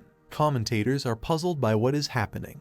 The girl asks the main character if he has gone crazy and how he can get inside, and also what will happen if he falls into a trap and whether he will lose his life. The main character turns and says no. Many dark ghostly images roam the corridors. The main character says that the ghosts of this dungeon cannot move freely and all their movements are carried out according to certain rules. He adds that he, for example, has never seen an observer who would have followed them before, and he thinks that he will not follow them near the school building. He imagines the teacher's ghost. He adds with a smile on his face that otherwise he will break his own rules and face terrible punishments that they cannot imagine. The girl, with a pitiful expression on her face, asks, not because of some very important message, if they have entered the school building again. The main character looks at the school with a serious expression and says that he really needs a list with the names of students, and adds that the one that the observer has is too dangerous to keep and there should be another one inside the school. The girl raises her hand at chest level and asks if she can go with the main character. The guy asks if she is sure. The girl looks thoughtfully. She puts her hand on the back of her head and says that she is sure, and adds that he knows that if you do nothing, then even if you manage to complete the game, the rating and points will be very low. She raises her hand and with flushed cheeks tells Zhao Yi to be sure that she won't cause any trouble and asks her to run away even if she is in danger. The main character looks at her seriously, and she says that she will follow the main character in order to be useful at the right time. A stream of wind flies near the school building, and the main character agrees with the girl. The main character and the girl walk along the corridor. Not far from them there are many black and red ghosts. Zhao Yi asks why he just went to the third floor and if he wants to go to their classroom. The guy replies that he wants to check one guess. The girl standing behind the main character asks what kind of guess this is. The main character replies that he is talking about dark shadows in their class. They walk past the class list outside the office. Zhao Yi says that this is the very place where they will find all the answers. He opens the door to the classroom. He looks around the classroom warily. Everything inside is in disarray. Books and chairs are scattered on the floor. The main character turns to the girl and says that they can go since no one is inside. He latched the door to the classroom. The girl with a smile on her face raises her hand at head level and closed one eye. The main character says that they must find a list of students. Jiaoyi looks through the papers on the table and says that every day there are 8 classes on the first floor, a total of 472 seats. Today there were 121 students and everyone sat in a completely random place. He wrote down where they sat and in what position. The main character is looking through a black folder, and behind him there are many dark students behind the glass. He says that it turns out that in the classroom on the first floor, the places where the shadows sat turned out to be the empty places that the dead children occupied. Jiaoyi opens the desk drawer and says that if they always sat like this in class, then it could only be an accident. The main character looks through the contents and says that if they sat like this for 8 lessons in a row, he thinks that this is enough, but just in case, he needs to once again examine the 3rd floor, where he saw one fat man sitting in front of him. The main character looks at the shadow of a fat man in the classroom outside the window, and says that during the day he was stabbed by a teacher, and a dark shadow appeared in his place. He takes out the papers and says that now they can draw the most important conclusion. He turns his head to the girl and says that these dark shadows are the students killed during the day. Yang Lin has a drop of sweat running down her cheek and says that the main character said that it turns out that he wrote down all the positions of 472 places and 121 students in 8 classes on the first floor. With a pitiful expression on her face, she asks how he understood so quickly just by looking. Jiaoyi asks with a puzzled expression if this is not enough. The girl made a worried expression on her face. Yang Lin asks the protagonist, who is looking through a brown folder, what the point of all this is. The guy replies that it makes no sense and adds that based on this theory, they can conclude that ghosts act based on this rule. He presents a diagram of the rules by which ghosts live. He props up his chin and says that the ghost is in a state of being alive during the day, and in a state of being dead at night. He adds that the living and the dead are not allowed to sit in the same place, otherwise it is considered a violation of the rules and further punishment will follow. The girl with an anxious expression on her face asks if these black shadows once died and if it is possible to die again. The main character looked down. He flipped the page of the folder he found. He takes the list of seniors from grades 2-8 and places an envelope on the table. He looks at the senior class roster for September 14th. He thought that September 14th coincides with the date on the clock and this list is today. The main character points to the empty space where the fat student sat and says that there is no name here, which means that during the morning exam no one should have sat in this place. The girl touches her cheek with a finger with a thoughtful look. The main character says that the fat man was sitting in front of him and it turns out that he simply did not understand that he was sitting in the wrong place. But he also did not know which one was correct. He remembers how the ghost of the teacher looked menacingly at the fat man and says that in fact, he was afraid because he knew that if he sat in the wrong place, he would die. Yang Lin folds his palms and offers to simply remove this composition and asks if they don't know the place for the next few days. The main character put his hand to his chin. The girl with a joyful expression on her face says that it would be nice. The main character opens the list of students and says that no, it's not that simple. Jiaoyi turned the page and said that they entered the dungeon on the 14th, and they only have to live in this school for 7 days. The main character says that in this way it turns out that if daylight hours last continuously, then the quest should end on September 20th. He flipped through the list for September 20th and adds that in this list the sheet for the 20th is empty. Yang Lin asks why with a worried expression. The main character smiles and says that because on September 20th they all have to die. The main character smiles even more, and the girl is surprised. She places her hand on her chest and her mental strength value is 74. Jiaoyi takes out the envelope that he placed on the table earlier. He opens this envelope. He looks at the contents of the envelope. He takes out a letter from inside. Jiaoyi looks through the letter from the envelope. He looked thoughtfully and thought that the letter was addressed to the headmaster, but it had been edited and corrected. Many key sentences crossed out.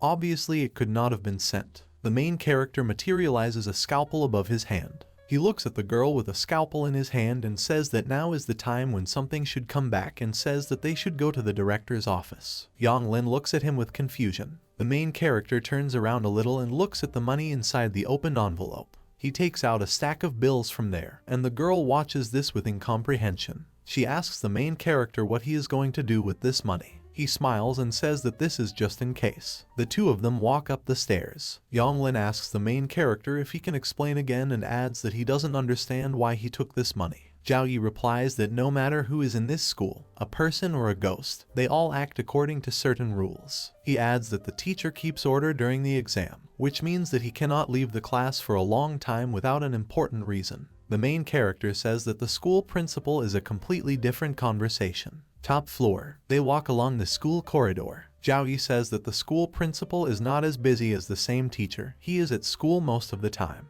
The main character says that if he is at school now, then they are obliged to get him out of the office. The girl touches her cheek with her finger and says that it seems she understands. Yang Lin, with a puzzled expression on his face, asks how money will help get him out of the office. The main character raises his finger, and the girl covers her mouth with both hands. They look out the broken classroom window. Notifications appear that the director is dangerous. The note says that it is obvious that this is not a creature that they, as beginners, will be able to handle.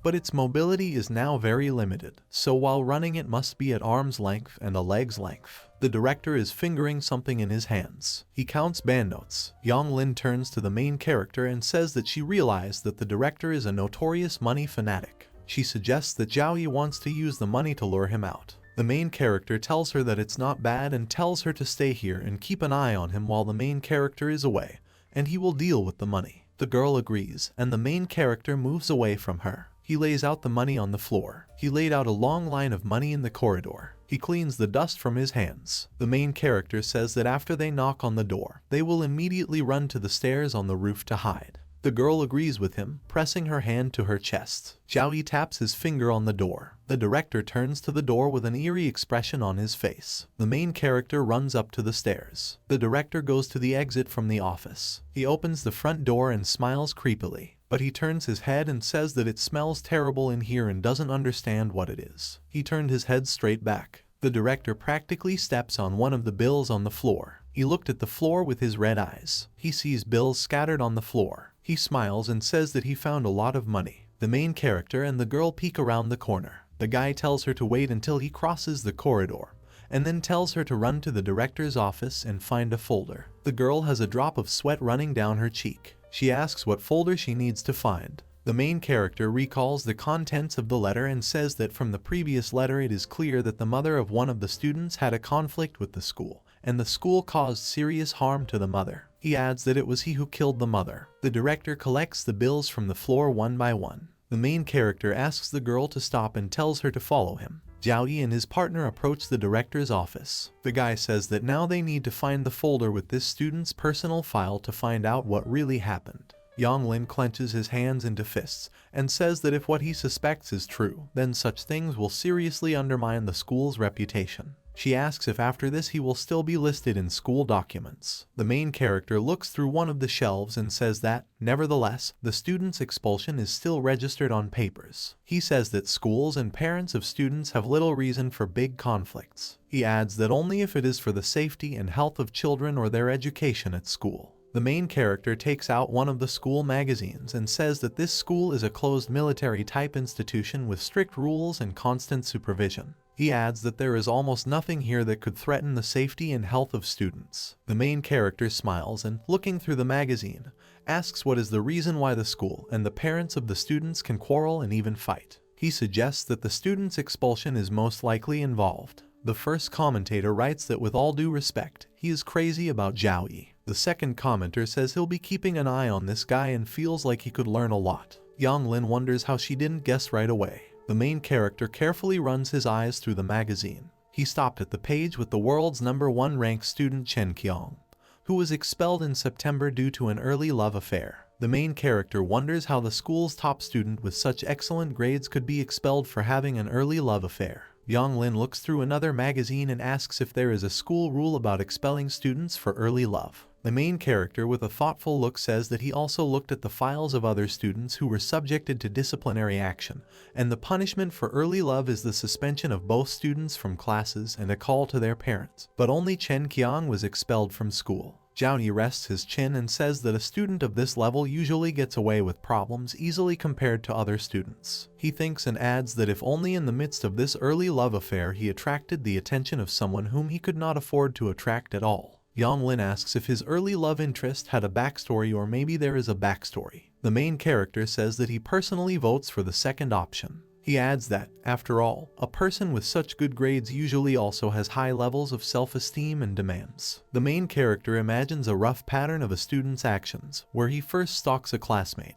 Then the classmate rejects him, and then he is stalked again and the classmate uses her high status to force him to drop out of school. He adds that if the object of your first love has seriously rejected you, you should not continue pursuing him. The main character imagines a scheme where Chen Qiang stalks a classmate. Then an evil and jealous rival appears who uses the backstory to force the student to drop out of school and leave the classmate. Zhao points to the bookshelves and says that they will need to find out more about Chen Qiang, which could be a good clue. Yanglin asks how they can find out and adds that their cell phones are issued by the school, and they do not have the ability to connect to the internet. All they can do is set an alarm. The main character looks at the girl and says that they need to go to the northern wing of the school, and there they can connect to the internet. The girl draws attention to the dark silhouette behind the main character. She shouts to Zhao that there is someone behind him. The main character has a drop of sweat running down his cheek when he turns back. With a surprised expression on his face, he asks if the director has returned earlier. A dark red figure stands in the doorway. The cockroach crawls out of a crack in the wall. A ghostly image looks at a cockroach. Dark red streams of ominous energy emanate from it. He opens his mouth and says that they all must die. The main character became wary and thought it was strange that he had such a young voice. Zhao looks at the ghost in surprise. He thought it might be him. A notification appears that the main character has taken out a prop, the real estate certificate of Old Man Liu. The main character asks the ghost in front of him if he is Chen Qiang and adds that they are here to find out the truth. He asks what happened to him and his mother then. The ghost with an ominous smile asks the main character. He clenches his clawed hand. He grabs his head and starts screaming loudly. Yanglin grabs her head, and her mental strength is 70. He screams that this scream is too terrible. She opens one eye and says that she is struggling with it. The shotgun falls next to her. The ghost grabs his head and shakes it. He shouts that he is not Chen Qiang and calls for his mother. His head swells and blood stains appear on it. Tentacles come out of his head. Huge tentacles move chaotically in different directions. Drops of sweat flow down the faces of the main character and the girl. Yanglin is holding a double-barreled shotgun, and the main character is warily looking at the tentacles. The ghost screams that everyone must die. The girl is trembling and her mental strength is 55. She thought about what kind of monster this is. The tentacled ghost trembles and heads towards them. He came close to the main character and the girl, and then shouted that everyone must die. The main character and the girl were taken by surprise. They are standing near the ghost. Yanglin shouts to the main character to run and adds that he will detain the monster. She takes aim at the ghost with a double-barreled shotgun. The main character looks at her with his pupils. He pushes the girl away from him and tells her to quickly leave. The monster hits with its tentacles the place where the girl stood. She hits the wall and screams in pain. Another tentacle attacks the main character, but he dodges. The main character is angry about what is happening. The tentacles are heading towards him again. The ghost smiles evilly while attacking. The first commentator on the broadcast writes that it's all over, and with Zhao Yi's current ability to react, it is impossible to dodge such attacks. The second commentator writes that if this is so, then he will die on the spot. 3 tentacles rush towards the head of the main character. Yanglin fires a single-barrel shotgun shot. It hits the ghost's torso. The tentacles miss and hit the wall behind Zhao Yi. The girl shouts to the main character that she will cover him, but he needs to leave. The first commentator writes that she is so beautiful. The second commentator writes that even though she wet herself, she deserves to be his goddess. The ghost stands between the girl and the main character. Zhao Yi clenches his fist. The first comment says that although the weapon cannot in principle effectively damage the ghosts, the impact of the bullets still helped Zhao Yi, stopping this deadly attack. The second commenter apologized for being rude and mocking the goddess. Yanglin screams and fires his double-barreled shotgun at the ghost a second time. The shot hits both shoulders of the monster, who screams in pain. The main character closely follows the ghost. The main character's eye glows red. Zhao Yi approaches the ghost. One of the commentators asks what the main character is doing and adds that the goddess is risking her life to create an opportunity for him to leave. But this guy did not run away. The ghost points a tentacle towards the seated protagonist. The main character takes out a document for real estate. With a slightly frightened face, he shows the document to the ghost. A notification appears that the protagonist has used Old Man Liu's real estate certificate. Its effect allows you to forcefully seal a monster within 5 meters for 10 seconds, and the cooldown is 1 day. The main character, with a document in his hand, made a serious expression on his face. The dark ghost just stands and looks at the document. The main character shouts to the girl that she must run. They both run away from a dangerous ghost. The girl shoots him with a double-barreled shotgun while retreating. There are a lot of bugs on the floor. The girl and the main character leave the director's office. The ghost looks at their backs as they run away. He grabs his head and screams loudly. The commentator writes that it's all over and the ceiling effect is over. The ghost follows them out of the director's office. The ghost runs after its victims along the corridor and screams loudly. Jowie throws his scalpel at him. The ghost screams in pain, a scalpel stuck into his chest. The first commentator writes that it cannot be said that it is completely useless, but the attributes of the scalpel can be slightly strengthened.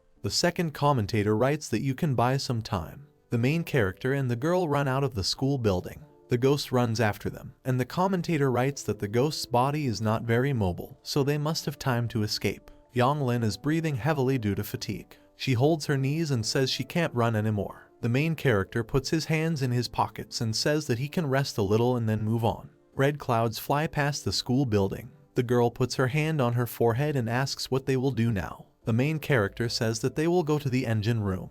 With a thoughtful look, he says that there are still 3 hours before the morning reading and they should try their luck in the computer room and maybe they can find out something about Chen Qiang.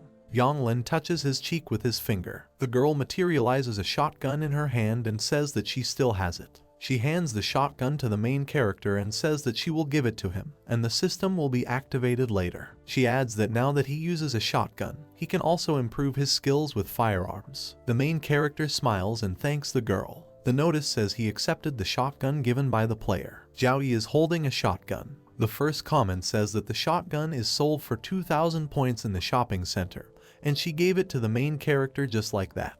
The second commentator writes that Jowie saved her twice, so it is appropriate to give her a small gift in return.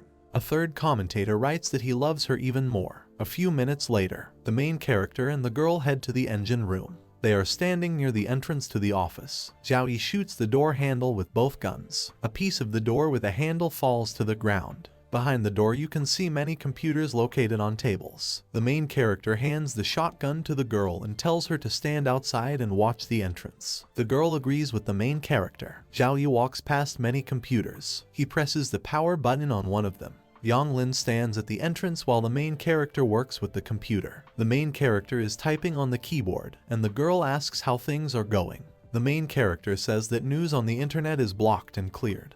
But it doesn't matter because he can enter the query Black Sea. The girl has a drop of sweat running down her cheek and asks what it is. The monitor screen is reflected on the main character's pupils. He replies that this is an internet dump. The main character types on the keyboard and says that, simply put, information on the internet will not be completely deleted, and all data that has ever appeared and was subsequently deleted will be merged into the Black Sea. He adds that the key for the Black Sea is very troublesome and must first be compiled by guessing, modified, and then authorized. Yonglin asks the main character if he really was a hacker since he knows so much. The main character answers that no, and he is just a doctor. Jowie quickly types on the keyboard and says that his mind can easily handle the data. The girl notices that the keyboard wire is broken. She asks the main character what he means. Jowie says that fortunately today is the first day and they have a lot of time.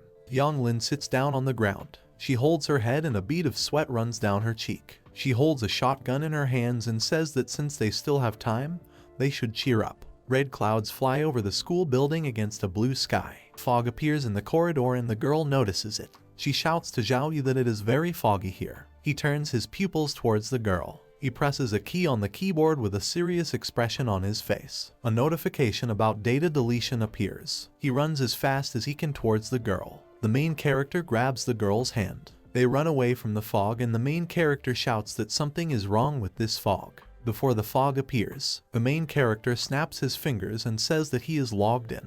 The main character looks at the monitor screen. Yonglin looks at the main character in surprise. The guy says that Chen Qiang's mother quarreled with the head teacher of the 18th grade of Shishin School, and there was one incident, as a result of which he fell from the 3rd floor stairs and could not be rescued, as a result of which he died on August 13, 3032. Jowie reads information on the internet. It says that the cause of death is serious brain damage, and a week later Chen came to school with a police knife in his hands. He split his class teacher Min's head in half with a knife and left. Since then, Chen Qiang's mental health has deteriorated, and teachers and students began to disappear one by one from Shishin School for a month, considered missing. During this period, the city saw a large number of gallows. They searched for missing people, but to no avail. The girl counts on her fingers and says that August 13th, 3032, in a week it will be August 20th, and in a month September 20th, 3032. She asks if this is not the day their main mission ends. Zhao Yi types on the keyboard and says that the electronic calendar in the classroom shows the date exactly 3032. That is, they returned to the curse that happened in the last 7 days. The girl looks at the list of locations and says that it is not surprising that the list of locations is only available until September 19th. She clenched her teeth and told him that he guessed correctly, and on September 20th everyone will die. Yang Lin grabs her head and says that she originally received a list of locations, but did not think that she was only one step away from surviving in this hellish dungeon, and then calls herself a fool. The main character, with a calm expression on his face, says that he once had a patient, a hacker who was paranoid. He remembers a patient in a gray shirt who told him that he could enter his spirit into the internet and wander in the vast ocean of the internet. Yang Lin asks the main character if he really believes the mentally ill. The main character props up his chin and says that at first he wandered around the virtual world alone, but after a period of treatment they were finally able to go in and play together. The girl made a skeptical expression on her face. The first commentator asks the other commentator if he thinks it's stupid to laugh to death at such a person. The second commentator writes that he simply said that this person has some kind of mental problems and maybe he has been suffering from mental illness for a long time or has become infected. A third commentator writes that Zhao Yi must be joking, because he has cured thousands of patients with severe mental illness. The fourth commentator writes that he was also a medical student, and the title of Forgotten Angel is actually known in the field of psychological medicine. Yang Lin asks what happened next. The main character's eyes are covered by a shadow. He says he was left there alone. The girl asks why. The main character starts typing and says that it is because he cured his paranoia. The girl again made a skeptical expression. Yang Lin made a nervous smile and said that she didn't expect him to joke so well and added that she almost believed it. The monitor screen is reflected in the main character's eye. After the fog appears, the main character leads a girl behind him. The commentator writes that this fog smells like a silent hill. Yang Lin's mental strength is 78. Her expression looks anxious. The commentator writes that this mysterious fog constantly absorbs Yang Lin's mental power. She looks like she's about to cry. Blood pours from her mouth. The commentator writes that she acted ruthlessly and even bit her tongue to preserve her sanity. The girl's mental strength is 50. The main character looks at her and thought that she couldn't stand it anymore. The commentator wrote that it didn't seem to help her because her mental strength dropped below 50. The main character looks at the entrance to the water tower. Zhao Yi takes her there and thought that he couldn't return to the dormitory and they needed to hide in the water tower for a while. The main character looks at the chains with locks that are tied around the door handles. The main character materializes a shotgun. He shoots directly at the chains, after which they are destroyed. Zhao Yi opens the double doors. He puts the girl on the ground. He closes the double doors. He drags a wooden box towards the entrance. The main character blocks the entrance to the water tower with boxes. The commentator writes that it is a large pile with such a blockage that no fog can penetrate through it. Zhao Yi looks through the door peephole. Behind it you can see a fog of increased danger. The notice says that there are a lot of strange things inside. If they don't want to stumble upon them, they better find a shelter to hide. The girl is breathing heavily with her eyes closed, and the main character looked at her. Yang Lin's mental strength is 75. She thanks the main character for saving her life. The guy notices something and looks wary. He aims his shotgun at a girl with a grim expression on her face. A girl with a slightly frightened expression on her face asks the main character what he is doing. Zhao Yi aims at someone behind the girl. A guy with stubble and brown hair crawls out of the bags and says that he was found. Yang Lin presses himself against the main character from behind, and the guy with stubble raises his arms up. The main character looks at him with an angry expression on his face. He watches this person carefully. The guy with the stubble says not to kill him and adds that he is not the enemy. Notifications appear indicating that the person's threat level is low, and that they are indeed a living person. The main character lowers the shotgun. Zhao Yi asks the guy who he is with a wary look. He replies that it is a long story. The guy with stubble smiles and says that it's not safe here and something terrible will come soon. He adds that he will take them to the basement first. A shadow falls on the protagonist's face and he replies that it's good. The room is illuminated by one light bulb. The guy with stubble takes something out of his jacket and says that his name is Li Sheng, and he is a former investigator of the police department of City. He shows his ID to the main character. Zhao Yi carefully reads the investigator's ID. The girl points to herself and says that her name is Yang Lin. The main character also introduces himself. The main character asks if he came alone and runs his hand along the table. Zhao Yi rubs his fingers together and thinks that there is no ashes. Li Sheng sits down on the sofa and says no, adding that about 3 months ago the police came to Shishin High School. He folds his hands and says that the students and teachers inside mysteriously disappeared one after another, and the police of City has sent a large number of people to investigate, but found nothing. He lowered his gaze and said that the mayor had no choice but to turn to them under the pressure of public opinion from all sides. He closed his eyes and said that after some preparations, he came to this school with a special mobile group to participate in the investigation, but completely suddenly encountered a strange thing. Fog is flying around the school. Li Sheng near the police car commands his subordinates to be divided into 3 teams of 9 people each. Fog flies against the background of the sky with red clouds. The investigator and his subordinates inspect the area around. One of the investigator's subordinates is caught in a fog. Li Sheng turns around and asks what's going on. One of the policemen asks where Xiao Van is. Another policeman is caught in the fog and screams. Li Sheng looks at what is happening in fear. He shouts to the others to run as fast as possible, and there is something in the fog.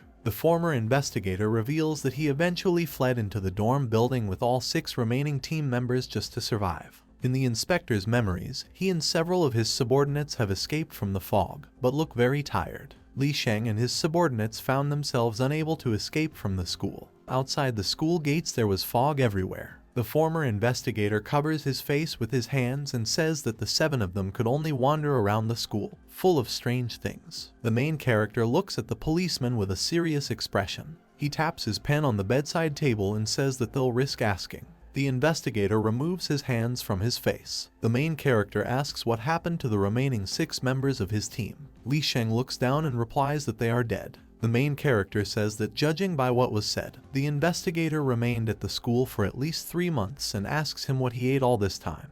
The investigator made a frightened expression on his face. He turns to the side and asks if he cannot talk about it. The main character closes his eyes and remains silent. The 3 of them hear some noise from above. The chandelier on the ceiling shakes. A black and red ghost walks on the tiles. The chandelier is shaking and shaking because of what is happening. The main character points his finger upward. He picks up his shotgun. The ghost stands on the tile with his bare foot. Yang Lin has a scared expression on his face. The chandelier swings even more strongly from side to side. The fog comes from a dark ghost. Li Sheng looks at the ceiling of the room. The ghost above turns back and then walks away. The noise and shaking due to the ghost's movement stopped. The 3 of them exhale. Yang Lin puts his hand to his chest. The investigator holds his head and says that he also recently found out that there is a shelter here. Otherwise he would have died. The main character receives notifications that the player Jen Tao's mental strength is too low, and he has turned into a dungeon monster, as well as that Lu Bai was attacked by an unknown creature and died. The system congratulates players Zhao Yi and Yang Lin and launches a secret mission to investigate the truth about Shishin School with a mission reward of 1 point. The girl closes her mouth and talks about the other 2 players. The main character closes the notifications and says that, as expected, they died. He turns to the investigator and asks if he really lived for 3 months in this school and never encountered anything terrible. Li Sheng looks up and says, "How could you not collide?" He swallows his saliva before speaking. He says that Shishin School is under a terrible curse of reincarnation and adds that the school staff, like walking corpses, die one after another for 7 days and then are reborn, and this cycle continues again and again. He imagines many red and black ghosts. A bead of sweat runs down his face. He says the further the curse goes, the worse things will happen. He made a frightened expression on his face and said what he saw with his own eyes. Many ghosts with their heads in their hands walk around the school grounds. The investigator says that on the 7th day of the last stage of the curse, the teachers and students of the entire school kept their heads and patrolled every corner of the school, and one day he was found by them. He holds his head and says he can't think about it anymore because it's too terrible. Yang Lin asks the investigator how he escaped. The girl with a pitiful expression on her face tells the man that since he was able to spend 3 months in this school, he can help them survive these 7 days. A man with stubble puts his hand on the sofa. He tells the main character and the girl that at that time he was running to the water tower and accidentally found this basement, and that's why he was able to escape. The girl with enthusiasm in her eyes shouts that she knows. With a red face, she holds the main character's hand and tells him that the water tower is supposed to be a hidden safe zone, and as long as they stay here and don't go anywhere, they can live for 7 days. The investigator says that, alas, he is afraid that everything is much more complicated than she thinks. She asks what he means with a pitiful expression on her face. Li Sheng lowers his gaze and grits his teeth. He says that the powers of the curse of this school are constantly expanding, and before the water tower was really a safe zone. But these ghosts ignored it and did not even try to look at it. The main character listens to what he says with a calm expression on his face. Yang Lin opened her mouth in surprise. The investigator says they then gradually began to wander outside the water tower. 3 dark ghosts are walking towards the tower. The investigator says they then started knocking on the door to see if anyone was inside. Li Sheng covers his mouth with his hand while the ghosts knock on the door. The ghosts have knocked down the door and come inside. The investigator says that after that they simply forcibly entered the water tower, searching everything here. He trembles and says that on the 7th day after reincarnation, he hid in the basement and almost revealed himself. He adds that this time they are all hiding in the basement. Someone is making noise again on the top floor. All 3 people look up. The main character is wary and the girl is scared. The first commentator writes that there is clearly more than 1 ghost upstairs. The second commentator writes that once they are exposed, they will not be able to get out of there and will die. Ghosts walk around on the top floor and make loud noises. The main character suddenly draws attention to something and the girl turns around with him. The main character looks somewhere warily. He runs to the stepladder and shouts that there is no support under that slab in the basement, and there is an empty sound there. He stands next to her and says that she needs to be pressed against something so that the floor tiles sound the same as the others. He climbs up the ladder. He presses the ceiling tiles with his back. The fat ghost raises his fist. The girl also climbs up the ladder. The ghost leaves a strong dent in the tile. The main character is shaking at the top of a stepladder. He is shaking because of what just happened. Li Sheng is also trembling with fear. Yang Lin made a wary expression on his face. One of the ghosts is standing. Not far from the fat ghost there are several more. Li Sheng and Yang Lin sit on the floor and exhale, and the main character gets off the stepladder. The investigator says that he already said that this water tower is unsafe, and to survive this curse cycle, you must either continue to look for another place or break the curse. The main character climbs down from a stepladder. The girl asks the investigator if he knows how to remove the curse. The main character looks in their direction. Li Sheng says that he knows how to remove the curse, but it is extremely difficult to implement, and he cannot do it alone and he needs help. Yang Lin presses his hand to his chest and says that they can help him. The investigator made a serious expression on his face. He rests his hand on the floor and says that he will trust them, and in any case, it will be pointless to continue sitting here, so why not try? The main character stands up and says that after their previous studies and investigations, he can say that reincarnation at the school began with 1 student. He says this with his eyes downcast. The girl asks Chen Qiang if this is it. The investigator is surprised and asks if they know him. Half of the main character's face is covered by shadow. He says they know, but not well enough. He adds that it seems to him that Chen Qiang's mother had an accident. Li Sheng sits down on a chair and says that this is true and adds that Chen Qiang originally lived in a poor family and in the early days his life was not bad. He says that while his father was mining in his town, the mine collapsed and his father died inside. Rescuers rescue victims from the mine. Li Sheng lowers his gaze and says that the coal owner was afraid of being prosecuted and therefore took the money and fled abroad without paying a penny. The mother of the student sitting in front of the grave strokes his head and cries. The investigator says that their entire family relied on their disabled mother, who was engaged in the tailor's trade. A woman sits at a table and works on a sewing machine. Li Sheng says life became more difficult for Chen Qiang and his family every day. A student hugs his mother from behind. The investigator says that fortunately, Chen Qiang has been competitive since childhood and his grades have always been excellent, which is why he was accepted into Shishin school and received a large number of scholarships due to his extremely high ranking. Li Sheng with a heavy look says that this place was supposed to be his dream, but unfortunately there was an accident. The main character listens attentively to the man with a calm face, and the girl has a worried expression on her face. The investigator says that in order to stimulate competition among students, schools had to take 2 exams every month, and based on test scores, they had to determine the next weekly seating arrangement. A fat teacher stands in front of many students who are sitting at their desks. Li Sheng says that Chen Qiang, who has excellent grades, was sitting in the front row with the podium, and all the excellent students accepted from all over the world could not even stand next to him. He adds that in addition, in their class there was a beautiful girl named Zhang Yu with excellent grades, and she ranked second in the class for a long time and was Chen Qiang's neighbor. The girl with purple hair tied in a ponytail writes something in a notebook. The student looks lovingly at his neighbor and straightens his hair. The investigator says that as a high school student, the secretion of hormones is relatively high, and after a long time of communication, Chen Qiang fell madly in love. A teacher with glasses says to greet a new student who is standing next to him. The investigator says that initially the two were considered a couple, but then a student, Pang Xiao, came to the class. The new guy picks up Chen Qiang, leaning on his desk. Li Sheng says that Pang Xiao, the mayor's son, despite the fact that he took last place in every test, fell in love with Zhang, directly asked the school principal to compare his position with Chen Qiang's, and of course, Lion Min did not dare to refuse his request. He says that this is how for some time the student in first place sat on the last desk, and the student in last place sat on the first desk. The black image of Chen Qiang with a pen in his hand looks at his hand. The investigator adds that Chen Qiang knew that his family was very poor, and it was impossible to fight Pang Xiao, so he was patient. He said that when the guy saw Pang Xiao put his hand into Zhang Yu's clothes and she didn't dare to resist, he finally couldn't hold back the anger in his heart. The student breaks the pen in his hand into two parts. Clouds fly past against the background of a high-rise building.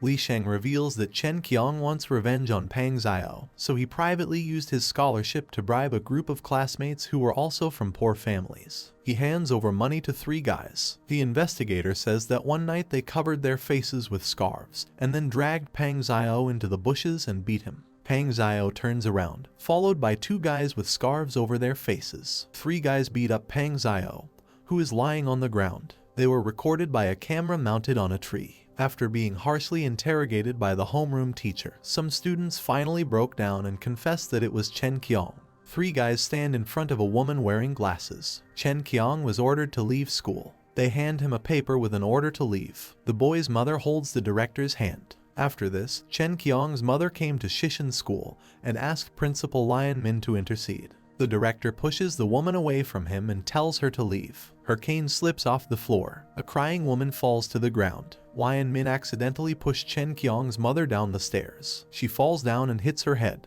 An investigator says Chen Qiang's mother's death was covered up by the school and the mayor. The main character and Yang Lin listen to a man with stubble. Li Sheng holds his forehead and says that a few days later the student sneaked into the school and hacked the headmaster to death with a kitchen knife, and then ran away from the school and has not been heard from since then. The investigator is silent for a while. He closes his eyes and says that in fact this is just external news. A drop of sweat runs down his face and he says that in truth Chen Qiang did not run away from school, but died in it. The main character thought that this was really so. The girl opens her mouth wide and asks how this happened. Li Sheng extends his hand forward and says that he died in the underground garage of District B, and his resentment was so deep that it affected the entire school. He crosses his fingers and says that they will break the curse by destroying his corpse to end the curse. Yang Lin asks how they will destroy his body. The investigator throws up his hands and says that when they first went to school, they took a lot of powerful weapons with them. But when this thing approached Chen Qiang's body, it was attacked by his spiritual body. He looks at the girl and says that he was left in the shaft of an underground garage in the West End marked Dirty Fire. He grabs Yang Lin's hand. He says that this weapon requires identification, but it won't be too long. If they help attract the attention of Chen Qiang's spiritual body, then he will soon be able to activate this weapon and destroy his body. The girl with a worried expression on her face asks how long it will take. The investigator smiles and says that about 6 minutes will be enough. Yang Lin turns to Zhao Yi and asks him if they should help him. The main character extends his hand to the investigator. He asks him when they will start acting. Li Sheng looks at the main character with a joyful expression on his face. He shakes the main character's hand and says that today is too late, but tomorrow night the main character will come to the water tower and he will take them to the underground garage. The guy says this with an inspired face. Evening of the second day. The main character and Yang Lin eat in the dining room, sitting at a separate table. The girl presses her hand to her chest and says that it's good that they chose places from the list, because otherwise they would have had their heads cut off like those guys in the class. The main character eats and asks the girl if she has fishing line and clarifies that even a silk thread will also do,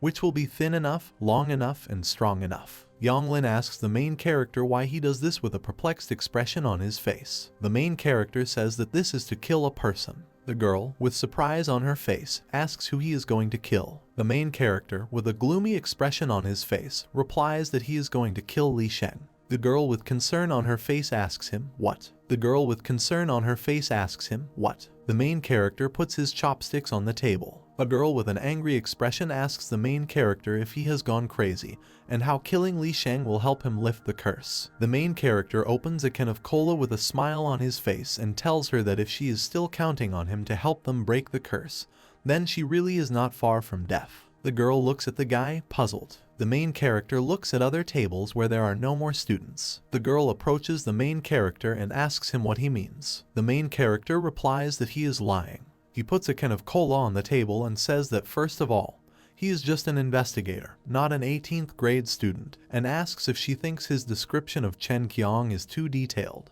He touches his cheek and says that Chen Qiang saw the son of the mayor of Pangzhou put his hand under the girl's clothes and asks how many other people saw this. The girl has a drop of sweat running down her right cheek. She agrees with the main character. Zhao Yi smiles and says that secondly, none of the three were on the list. He adds that if everything is exactly as described by Li Sheng, then he thinks that Chen Qiang, who has the ability to immerse the entire school in a strange power, would never have let Pang Zhao and Zhang Yi go. He clutches the cola can and says that at least he wouldn't let Pang Zhao go. Yang Lin touches his chin with a finger and says with a thoughtful look that this makes sense, because after all, Pang Zhao was the source of his suffering.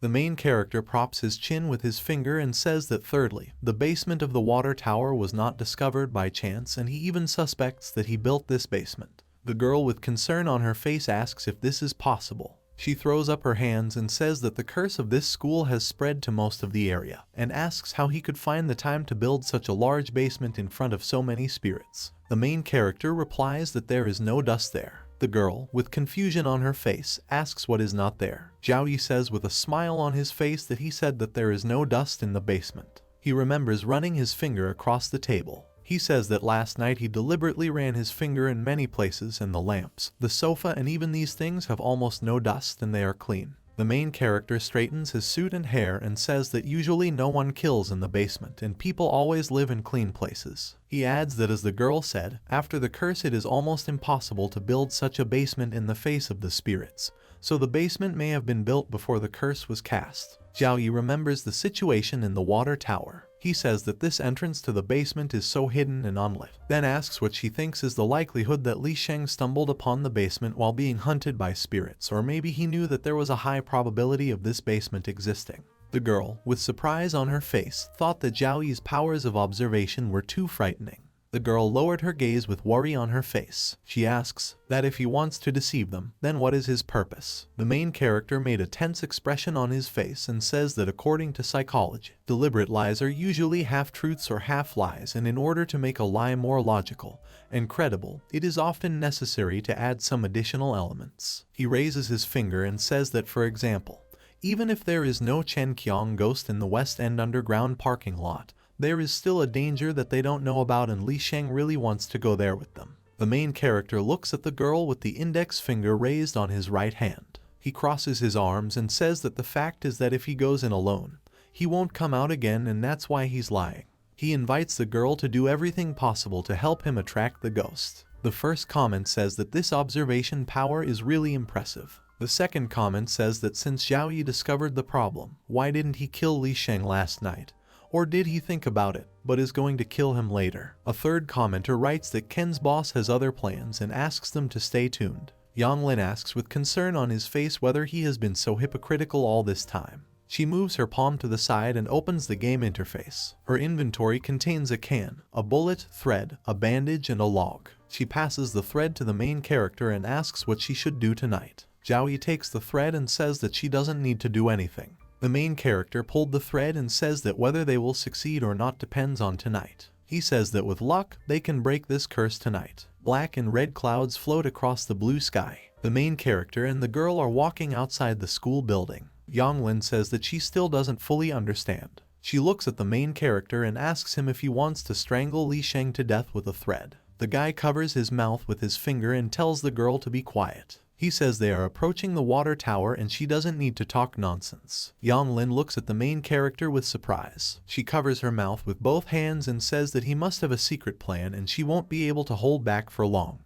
The main character looks at her, puzzled. The girl walks behind the main character with her hands covering her mouth. Zhao thought that he had to be on guard and if he revealed them, they would simply run away. The investigator walks near the tower and wonders why they still haven't arrived. He notices the main character and the girl. Li Sheng puts his hand forward and asks them why they walked for so long and says that they need to hurry up, since they don't have much time left and after midnight this fog will fill every corner again.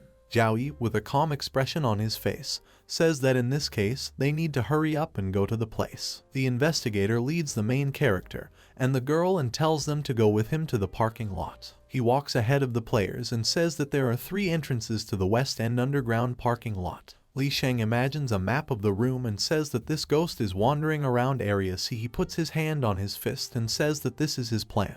He smiles and tells the 2 of them to enter through gate C, deliberately making noises to attract the ghost's attention. He adds that they then need to exit gates A and B, thereby allowing the ghost to follow them out of the parking lot. The investigator sits at the entrance and says that he will hide here, and when they attract the ghost's attention, he will enter and activate the weapon. The main character agrees with him with a fake smile. The investigator holds onto the door, and a drop of sweat runs down his cheek. The main character holds a hand with a rope in his pocket. The rope is attached to a fragmentation grenade. The main character ties a rope with a grenade around a pillar. The grenade is fixed on a pole with a metallic sound. The main character and the girl go further into the room. Li Sheng hides around the corner while the main character and the girl continue inside. With worry on his face, he thought that this time everything should work out. He swallows his saliva out of excitement. He remembers cooking something on the stove. He thought that since that incident happened, he had stayed at this school for several months. Li Sheng clenched his teeth and thought that there were fewer and fewer comrades, as well as food, and this battle would be the last. The main character and the girl are approaching the parking lot. Yonglin puts his hand on his chest as the main character walks into the parking lot. He approaches a white car and hides behind it. He stopped at the car and looked at it. His pupils turn red.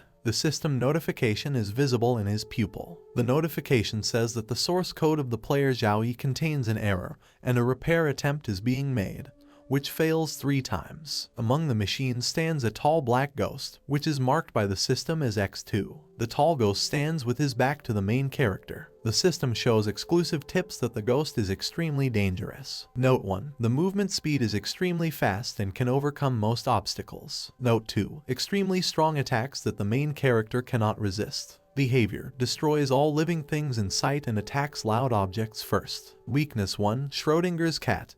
And weakness 2. Ontology. Notifications in the main character's eyes disappear. His eyes look lifeless. The protagonist's pupils return to normal and he tells the girl to follow him and go left. They both run across the parking lot to avoid X2. They are hiding behind a brown car. Zhao Yu looks at his smartphone and sends a message to OK Li Sheng, whose contact is signed by the main character as a dog. The investigator also writes OK to the main character, who is signed as a scapegoat in his contacts. With a crazy expression on his face, he wishes the main character and the girl death and thinks that they will die and he will live. He adds that if they want to blame him, then let them blame their bad luck, because how can they so easily believe what a stranger says? The main character smiles. A shadow from his hair falls on his eyes. He pulls the thread hidden in his sleeve. The thread stretches far across the parking lot from where the 2 players are hiding. The grenade pin is pulled out, making a metallic sound. Li Sheng has a bead of sweat running down his cheek, wondering what that sound is. The grenade explodes shortly after the pin is pulled. There is a powerful explosion that leaves a lot of black smoke.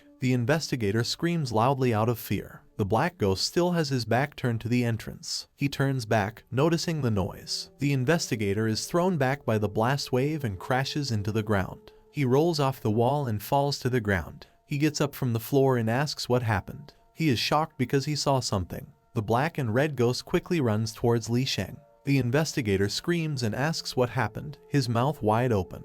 He screams loudly and starts running. He tries to run away as far as possible. A red passage is visible ahead. The main character and the girl look there and he says that the ghost has left. They walk towards the passage. Yonglin looks at Zhao Yi and asks where he got the grenade and if there is any reward for those who complete the task in the dungeon. The main character smiles and says that he had a patient who sold weapons, whom he cured. He adds that this patient sent him a box of ammunition as payment. He says that usually, when he has nothing to do, he carries several of these with him and when he is bored playing with them. The girl made a frightened expression on her face. The first commentator calls him crazy and wonders who carries grenades. The second commentator writes that he is increasingly convinced that Zhao Yi, being in contact with mental patients, has himself turned into the same. The third commentator writes that if you leave aside his cockroaches in his head, then Zhao Yi's counter-calculation is very impressive. The main character props up a metal hatch with a pry bar. Yonglin shines a flashlight there and tells the protagonist to take it because it's dark there. He holds a flashlight in his hands and goes down the stairs. The downhill walls look clean. He lowers himself down and stands on the floor. The girl goes downstairs and takes the shotgun in both hands. The main character shines flashlights forward. There is a red glowing button on the wall. The girl points her finger at a button with a skull drawn on it. The main character presses the button and says that if they guess right, then this is an elevator. Automatic doors open in front of them. The girl turns back and asks that shouldn't such a place be used for wastewater, and how can an elevator be built here? The main character presses the downward arrow button and says that they will go down and take a look, since they have no time to hesitate and he does not know when that ghost will return. The metal mechanism with gears begins to move. It stops when the elevator reaches the desired floor. The elevator doors open in front of the girl and the main character. The girl asks what kind of place this is. They see a corridor containing an ominous red and black aura. The main character looks into the distance and says that perhaps this is some kind of strange experimental basement. Yonglin suggests that this is an experimental base. They get off the elevator and Zhao Yi says that ever since he met the director, he felt that something was wrong. He says with a serious expression that the more powerful the ghost, the more thoughtful his attacks are, and they are usually difficult to counter. He remembers his confrontation with the ghostly director. He says that even though there may be powerful monsters in this dungeon, their attacks are physical, and this proves that this creature is not a ghost, but a monster. Zhao Yi smiles and says that apparently the school of horror is not pure, but the supernatural force and its components are greater than they thought. The girl with surprise on her face asks the main character to look ahead. A bloody body lies in front of them. He is wearing an isolation suit. Several such corpses lie in front of them. The girl points a trembling finger at the corpses and asks what happened to the corpses of these people. The main character and the girl head towards the passage to the right. The main character asks Yonglin to follow him. Zhao Yi draws attention to the display next to the automatic doors. He places his palm on the display and a notification appears with a recognition error. He says the door lock requires a face scan. The girl, with a puzzled expression on her face, asks what they should do and adds that if they return now, they might meet that black shadow. The main character takes his scalpel out of his pocket. He smiles, and the girl opens her mouth in surprise. Drops of sweat run down her face and she asks the main character what he wants to do. Zhao Yi heads towards the corpses and ignores the words of the girl who looks after him. He sits on the floor near the corpses. He swings his scalpel. Yonglin closes his mouth in fear. The main character holds the head of a corpse in his hand. Commentators are surprised at how calmly the main character acted. The girl is very surprised when she sees the main character with his head in his hand. The guy puts his head to the scanner at the door. The girl closes her eyes and feels sick. A notification indicating successful recognition appears and the automatic doors open. The head disintegrates into blue particles and a description of the item appears in the game system. This is a white quality Hetty head. The description says that Hetty would never have thought that after his death, having met a psychopath, even his only remaining head would not be spared. The main one enters the open passage and tells the girl to go. In front of them is a corridor with many bloody hands and feet. The guy says to go right. Zhao Yi walks down the corridor with a calm face, while the girl is always on guard. They walk along a creepy corridor until they reach a hand that holds paper. The paper stained with blood is a letter. The main character takes a letter where the father of a girl named Lina wrote that he said that as soon as that playground was built, he would return and play with her. But work arrived that would take a maximum of half a month. He adds that he misses his daughter, but cannot return home now, and then asks her not to worry this time, because dad will definitely return. Yonglin says that he is a good father who loves his daughter and missed her very much before his death. The main character, with a straight face, throws out the letter and says that this father is good, but besides this, he is probably also a killer outside of school and he probably killed many people, and there is nothing in common with what he writes in the letter. The girl with a frightened expression on her face says that she understands. She sticks out her tongue and tells the main character that he is great and rude.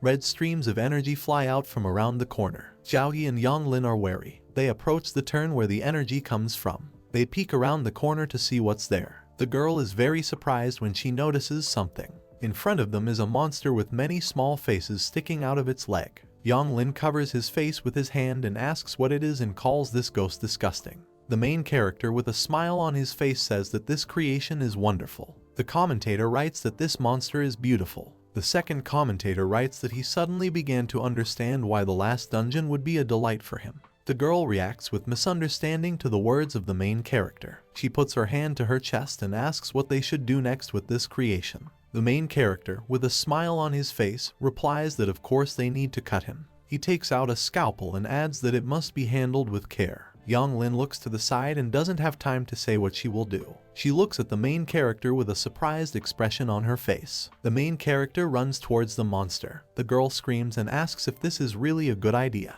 The main character stands next to a multi-faced monster of medium danger. The note says that this is just a semi-finished product, and it is no different from the external quantum state. His weakness is hemorrhoids on his buttocks, and apparently when these crazy people did the experiments, they didn't think that mutants would also suffer from hemorrhoids due to sitting for long periods of time. The monster runs towards the main character. A flower grows behind him. Xiaoyi smiles at the enemy who is running towards him. He takes the document out of his pocket. The monster has a huge mouth with sharp teeth at waist level. The main character shows a real estate certificate. The notice says that he used the property certificate of the old man Liu with the effect of forcibly sealing the monster within 5 meters for 10 seconds, and the recovery time is 1 day. The monster stops when he looks at the document. Xiaoyi quickly moves behind him with a scalpel at the ready. One of the monster's faces is watching the main character. The main character makes a vertical attack with a scalpel. The faces on the monster's body look at the main character in surprise. The flower behind the monster disintegrates after the main character attacks. The bloody body of the monster is trembling after attacking the main character with a scalpel.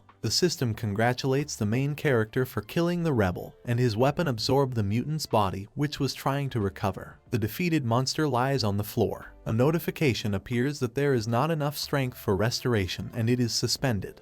And the protagonist's spiritual weapon has acquired a special ability, entanglement, and now a monster wounded by his weapon will continue to become greedy until he dies. The greedy's power is related to the character's strength and level. The scalpel in the hand of the protagonist is enveloped in red streams of energy. Xiaoyi wondered what this monster's ability was. The notification informs about the improvement of the main character's attributes. Now his strength is 16. The main character thought that with just 1 kill his strength increased by 8 points. Yonglin, with a red face, asks if it is dead. The guy turns to the girl and answers yes. Xiaoyi sits down next to the monster and says that it was supposed to be a perfect creature, but its creator is not very good. The main character swings a scalpel and the girl asks what he is going to do. The main character says that he will cut it to find out if there is any other clue. He examines the monster and asks if this guy really has 18 kidneys. The first commentator writes that judging by the shape of his head, we can say that he has extremely powerful functions. The second commentator writes that it is obvious that even such a mentally ill person as Xiaoyi did not expect that the monster had 18 kidneys. The main character gets up and says that it looks like there are no leads and they need to move on. Yonglin covers his face with his hand. They both walk further down the corridor. In front of them are research capsules filled with liquid and with babies inside. The main character made a serious expression on his face, and Yonglin covered his mouth with his hand.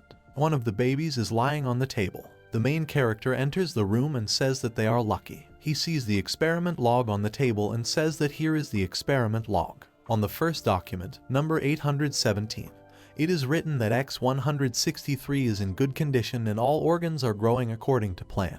When the experiment was injected with the male hormone, it almost went away, and the object itself became stronger. In document number 824 it is written that the mayor came to see and evaluate their work, and soon everyone will be able to share it and this will benefit humanity. Document number 826 says that these crazy people from Niyun have successfully completed the formation of something quantum. In document number 903 it is written that while eating, He asked Alex if they could stop the production of these creatures, but their creation is so perfect that they will not stop doing this, but it is possible that they will face a riot of monsters. In document number 912, its author suggests looking at these crazy people and asks what they did. Document 913 says that they paid a high price for their stupidity and will all die soon. Yonglin touches his cheek with his finger and says that it seems that there was an unknown riot in the laboratory, and the experiment they created got out of control, and then killed everyone.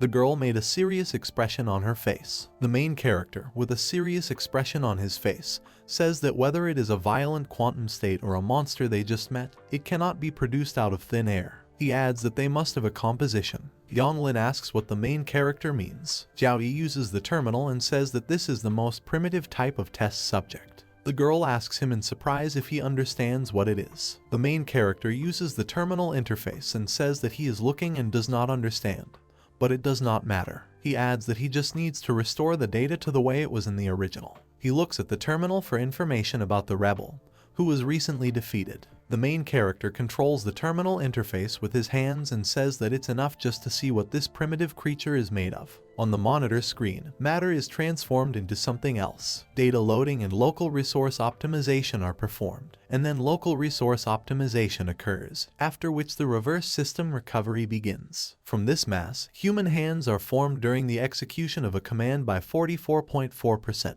At 73.5% of the mass, legs are formed. The main character and Yonglin watch the formation of the body. The download of the reverse program is complete. The mass forms the body of a girl with purple hair. Yonglin asks with a scared face if it has turned into a girl. The main character says that the cells of this creature have high activity and adaptability, which means that this girl is very young. The terminal displays an information board dedicated to a girl with purple hair. The main character touches his chin and says that the girl is most likely a high school student. Yonglin holds bloody documents in his hands. She turns to the main character and asks him if he means that this institution has built such a large experimental base underground to turn a student into a monster. She clutches the documents and wonders whether these people are criminals or crazy. Jiaoyi props up his chin and says that the monster just had 18 kidneys. He explains that each kidney is very young, which means that in this laboratory they were engaged in the trade of human organs. He adds that if the experiment was successful, the girl's cells would be able to continue to grow, and they would have a permanent smell of buds for sale. He imagines a girl with purple hair being among a lot of gold coins, and then says that this means that they are breeding buds and making money. He shifted his gaze to another object. He looks at the green capsule with the baby and says that the experimental base has more than one project. Jiaoyi adds that in the experiment log it was mentioned that it seems to be creating a quantum body creation. He imagines a dark monster with tentacles and says that they succeeded. The main character props his chin and says that they met a black shadow similar to this one outside, and perhaps this is the monster that is described in the protocol of the experiment of the revolt of quantum state monsters. Yonglin clenches her fist and grits her teeth. He says that these scoundrels have built a base for experiments for people under the school. The main character closes his eyes and exhales, and then says that no, they did not build an experimental base under the school. Half of the protagonist's smiling face is covered by a shadow. He says that instead they built a school on top of a base for human experimentation. Yonglin asks the main character again as a drop of sweat runs down her cheek. The main character put his hand forward and says that the construction of the underground experimental base was quite difficult, and if they had waited for the school to start operating, it would have been impossible to build the base secretly. He adds that this base was built first, and the girl listens to him with her mouth open. Jiaoyi says that according to their plan, Shishin was supposed to be part of their experiments, and they needed test subjects who were young and energetic enough to carry out various experiments. He imagines a black image of a scientist towering over the school building. He imagines a scientist giving children physical examinations. He looks at Yonglin and says that outside of the relevant organizations, no one could legally conduct experiments on young people. The main character heads towards the exit and tells the girl to follow him because they need some materials to prove this guess, and then they will be able to complete the hidden task. The main character skins a monster with 18 kidneys. Yonglin has a rainbow pouring out of his mouth in disgust. Jiaoyi grabs the monster's skin with both hands. The first commentator writes that she is numb. The second commentator writes that this is too much. The main character opens the system inventory and puts the skin there. The commentator writes that he often has trouble with guys like this because he's not crazy enough. The two of them walked forward along the corridor. The girl carefully peers somewhere. At the end there was indeed a large white dining room.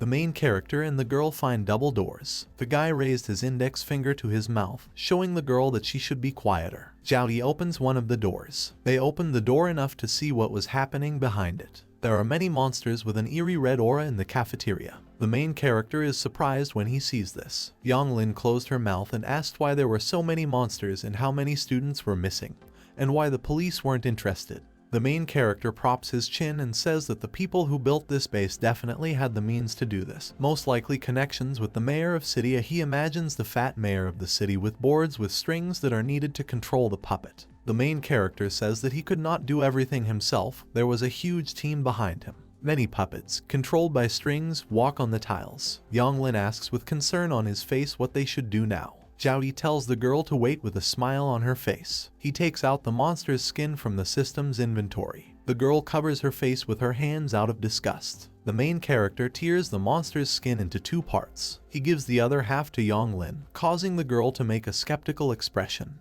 The main character grabs one of the tails of his hair, and the girl cries and says that she will not wear it even if she is killed. He puts the monster skin on the girl. The first commentator laughs because the girl was dressed in monster skin. The second commenter wonders if Zhao really wants to dress like that and sneak around. The main character puts the leather on himself and says that this jacket is pretty good. Yonglin, with a lifeless expression on her face, said that she felt like a ghost was waving her hand. The guy opens the door to the dining room and says that they are entering. The double doors to the dining room open. The monsters turn towards the open door. A monster with long hair and a monster with tentacles look towards the entrance. They begin to move from their places. Monsters with red auras are directed towards the players. Yonglin holds the main character's hand with a frightened expression. The guy smiles and tells her not to panic. He holds the girl by the palm. He leads her towards the monsters. The main character smiles and the girl closes her mouth. The monsters eye the players warily. The main character opens his mouth and says something to them with a calm expression on his face. The monster is surprised and opens its mouth with sharp teeth. The monster raises his hand and says something in his own language. The main character makes certain movements with his hands and speaks to the ghost in his language. The ghost with long hair spreads his arms wide and smiles while the main character does the same. The ghost is silent for a short time. He looks at the other monster and points his finger at the main character. He says that this is an emotionless repetition. The other ghost replies that he is disappointed. They move away from the players in the opposite direction. Zhao smiles, and the girl clenched her fist and thought that the main character is great, and she needs to remember and repeat all these strange gestures. The main character leads the girl behind him and says that they will go see what's inside. They approach the door and the guy says that there are 16 doors in the cafeteria, but monsters have never entered or exited one of them. He says with a serious expression that even when they pass by this door, they deliberately avoid it. Yonglin asks if he wants to go in there and see if he will be discovered if he goes in there. The main character looked away and said that he would not enter. He leaves from here and says that he will first see if there are any other clues in the canteen. Zhao sees two purple monsters eating the corpse. They make loud noises while eating. The green monster asks the players if they want to eat too. He shows a human hand and asks to come and eat together. The purple ghost looks happy. He extends his hand with worms to the main character. The main character thought that he did not eat human flesh, but the situation required it. Zhao takes the hand that the monster gives him. The main character takes a worm out of his hand. He puts it in his mouth and eats it. The girl is shocked because he ate a worm. Commentators are surprised by this action on the part of Zhao. The purple ghost puts his hand to his mouth and asks if he doesn't want to eat the best part. A drop of sweat runs down the protagonist's face and he thought that now there should be no worry. The main character extends his hand to the corpse while the ghosts are busy eating. He takes out an envelope that was lying under the corpse. The main character unpacks it and takes out the paper. It says that an order for destruction has been received and no one wants this, because after so many years of hard work they have come to this result. The author of the text wonders whether the Shishin base will repeat the mistakes of the city of Guangshuan many years ago. He adds that the boss asked them to leave the experimental base, but they did not accept it and tonight they will try again.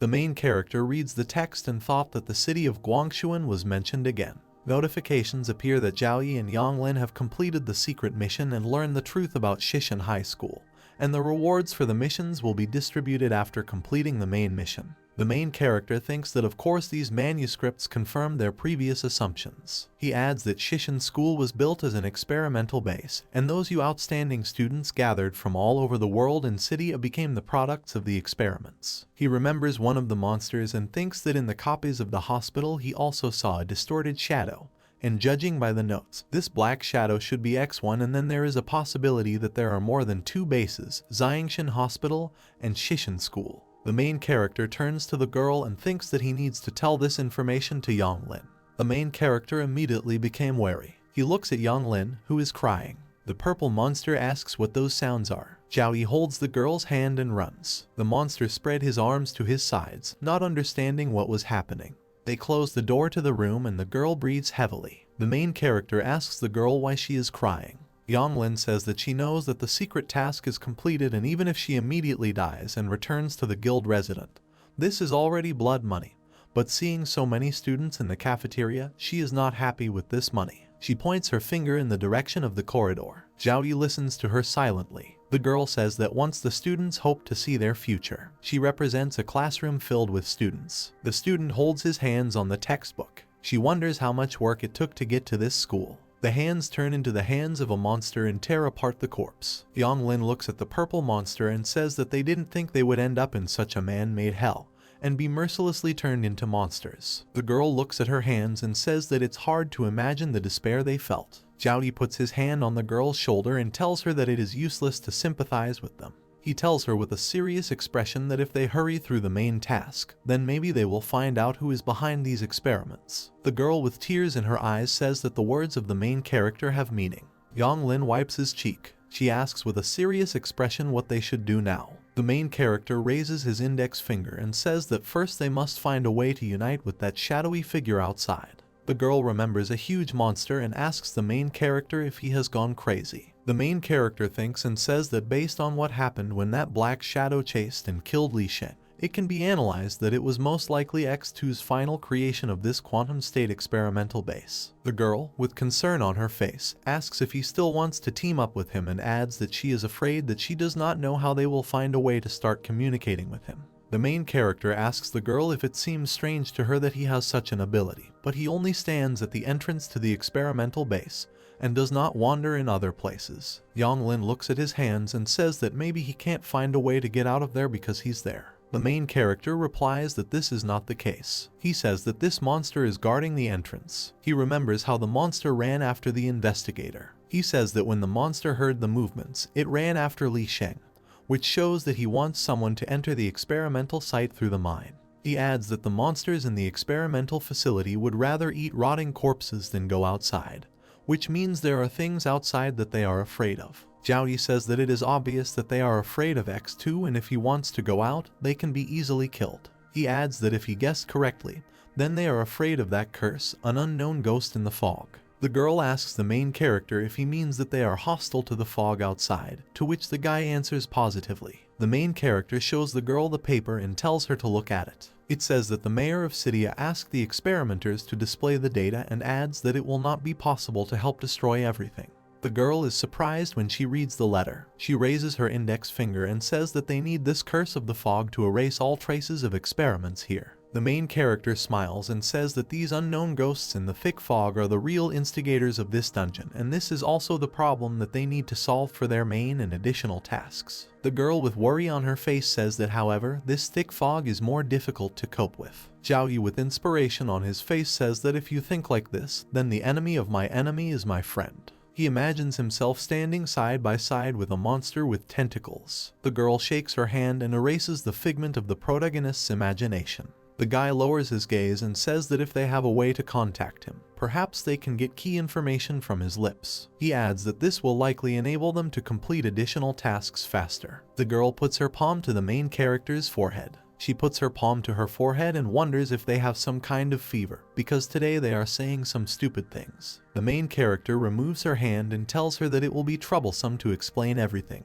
and therefore asks her to just follow him. The girl has a dissatisfied expression on her face. A few hours later, Yonglin and Zhao stand near the double doors with a combination lock. The girl with a serious expression asks what they are waiting for. The main character replies that they are waiting for the monsters of the dining room to rest. He adds that since they were created from humans, ultimately they are still a kind of being and they will definitely go to bed when they are tired. Monsters walk around the spacious dining room. The main character points his finger at the double doors and offers to take this opportunity so that they can go through this door while the monsters are sleeping. Jiaoyi says that if they guess right, it will be related to X2. Yonglin asks how they will enter there because there is a password. The main character raises the head of the corpse. He cuts off his head and Yonglin screams loudly in fear. The main character puts his head to the combination lock, after which identification begins. He says that at that time he saw that one of the weaknesses of that shadow was ontology and with luck, his body might be inside.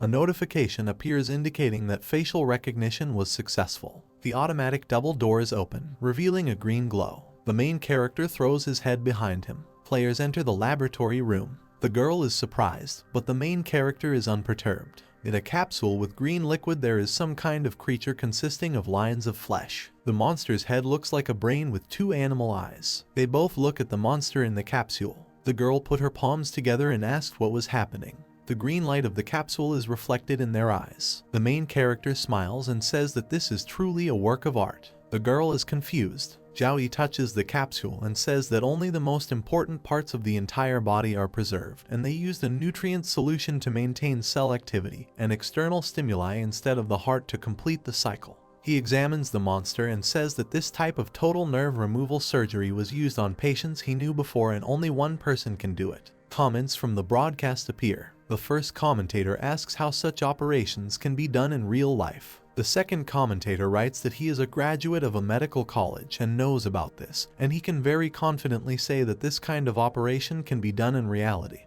but the college did not use living people. The third commentator writes that he is also a surgeon and has been practicing medicine for 23 years, and at this level of nerve stripping, the anesthetic does not work at all, and the process ends when the patient is already awake, which is very cruel. The fourth commentator writes that this is too inhumane. Yonglin crosses her arms and asks the main character if he means that he is still alive. The main character agrees with her. He points at the pipes and says that these nutrient solutions and life support machines are extremely expensive. He adds that these crazy explorers shouldn't have messed with the dead. The girl looks at the monster in the capsule with a frightened expression on her face. Jiaoyi clenches her fists and thought that he was really alive and wondered what he was feeling now, cold, pain or despair. The main character draws attention to the magazine lying on the table. Jiaoyi takes it and flips through it. The magazine says that God said, "Concentration is a necessary quality for a united spirit. Kindness is the lock that seals strength, and anger and fear are the keys to the castle."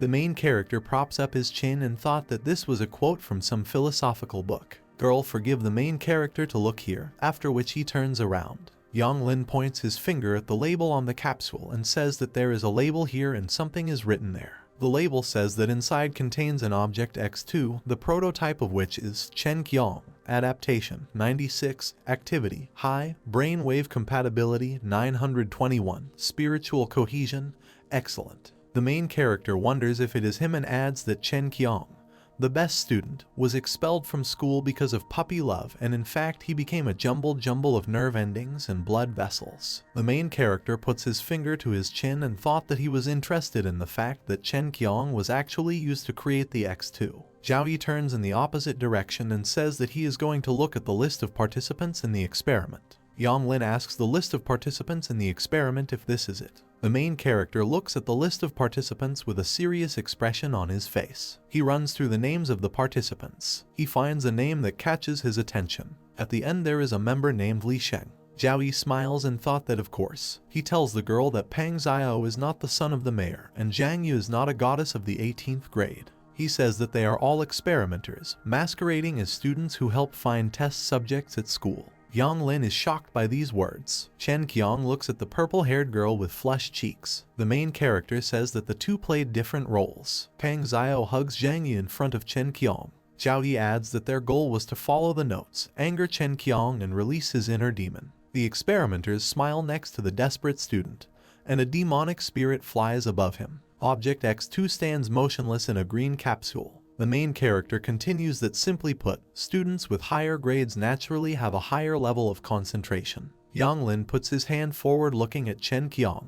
Zhao Yi turns his back and says that it is difficult for a person with poor concentration to achieve academic success. The main character puts the list on the table and says that after all, this is the best school in the city, and in fact the goal is to test these test subjects' concentration. He rests his chin and says that it is not surprising that Pang Xiao and Zhang Yu are not on the list, since they were experimenters who probably disappeared long before the curse occurred. Li Sheng tells them that they almost got it right, interrupting the main character's speech. He holds the machine gun in his hands and repeats again that they almost guessed right. He smiles widely and says that those two dogs did not run away and also became victims. He aims at the players with a machine gun and shouts, asking if they were expecting it, and then says that he still survived despite all the difficulties and dangers. He is missing a hand. He adds that the games are over and calls them two little scoundrels. Yang Lin puts his hands up and tells him to calm down first. Zhao Yi smiles when he hears these words. He puts his hand on the girl's shoulder and tells her that there is no need. Li Sheng yells at them to stay still. He opens his mouth wide and threatens that if they move again,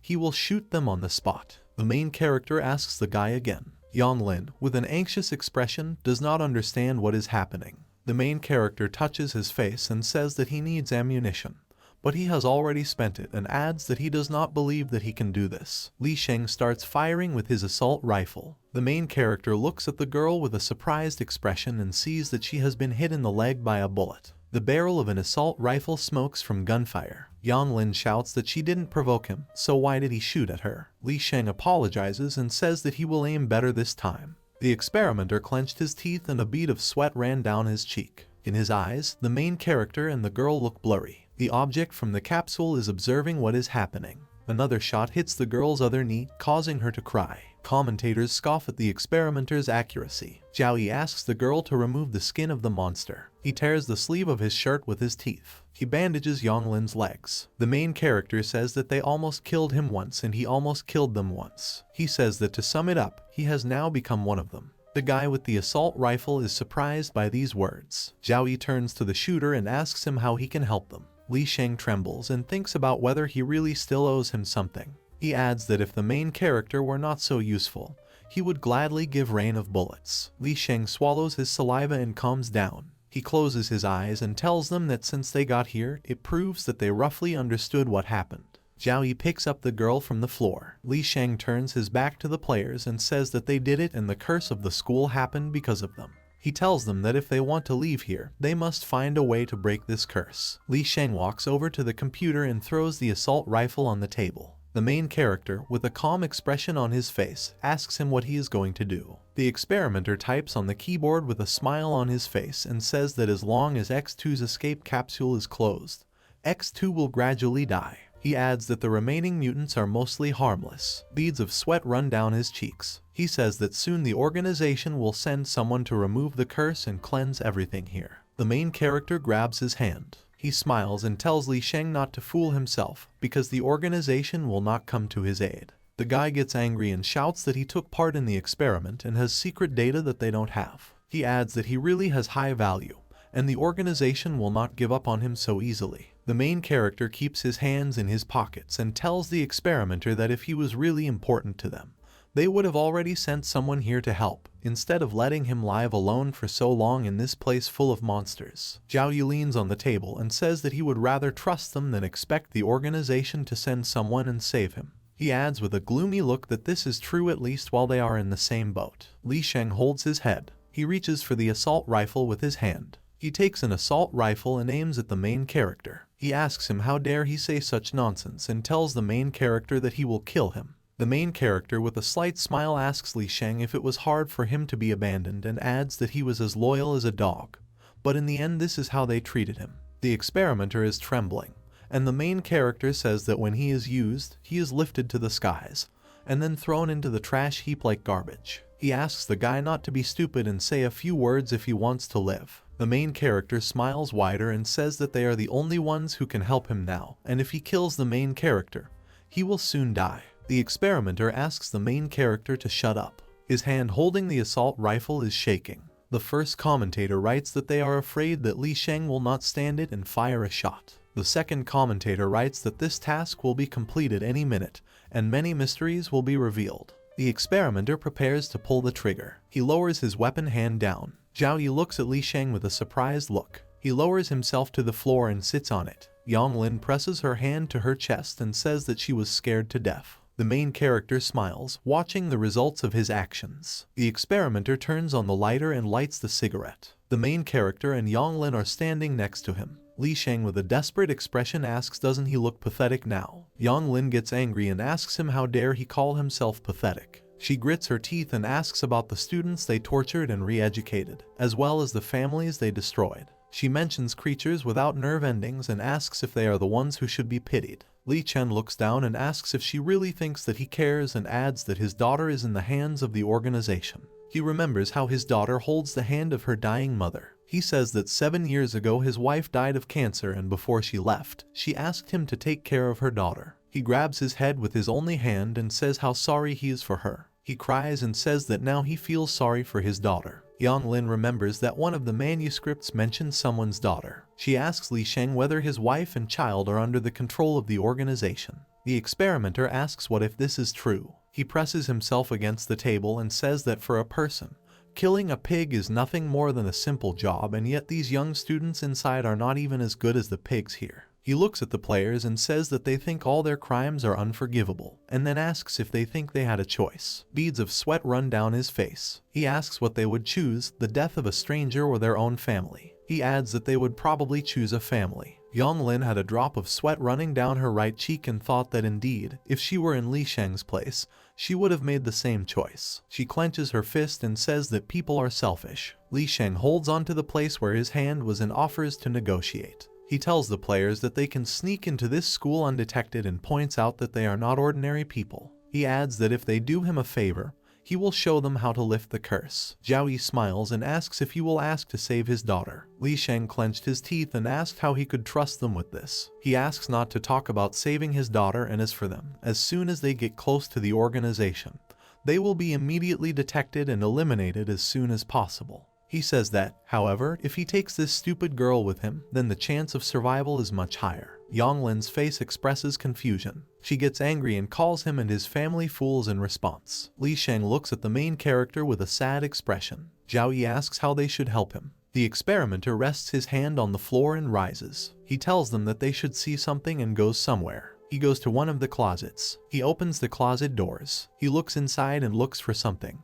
Li Sheng grabbed the brown cloth. He takes it out of the closet. Behind the cloth was a metal safe with a dial. The experimenter presses the green scanner with his finger. An alert is played indicating that the fingerprint verification was successful. Li Sheng moves his hand inside the closet while the main character and the girl watch his actions from the back. He takes out a test tube with blue liquid. He exhales and asks them to take her. The main character takes it in his hand and asks what it is. The experimenter says that this substance is from another project that is still in development, but it is no less dangerous than X2. He made a serious expression on his face. He leans on the closet and says that the organization will not ignore this, maybe for several months, maybe for several years. He adds that even if the place was completely in ruins, they would definitely send someone to search it.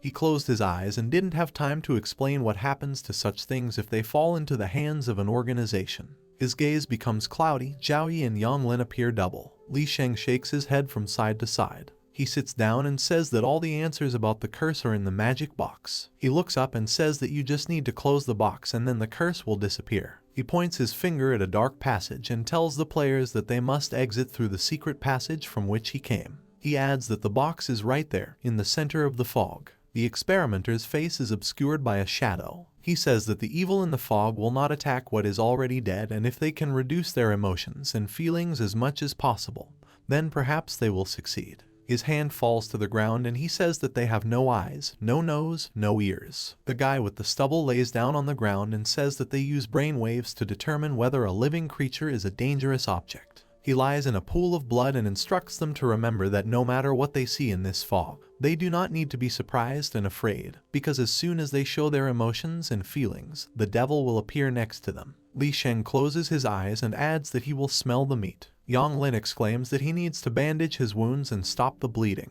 The main character with a serious expression on his face says that they will not waste time on this. They look at the dying experimenter and the main character says that the long hunger weakened his body, and during the escape his body produced a lot of adrenaline, which made the situation worse. Zhao Yi approaches him and adds that now that he has lost so much blood, they cannot help him. If only there was a large hospital nearby that could immediately give him a blood transfusion. He continues that if he does not do this, he will not be able to be reborn in the next life. Yang Lin made an upset expression, which was noticed by one of the commentators. Another commenter wrote that although Li Sheng was a bad guy, his story really touches the soul. The girl asks the main character if he thinks the guy told the truth. Zhao Yi replies that he believes him from a psychological point of view. He takes a test tube out of his pocket and says that this time the image was clearly not invented by the system. He holds a blue test tube in front of him and says that there must be an easier way to remove the curse, otherwise they will have to follow Li Sheng's instructions. The girl leans on the wall with her eyes closed. The girl has a drop of sweat running down her right cheek and asks if they can find another way to lift the curse.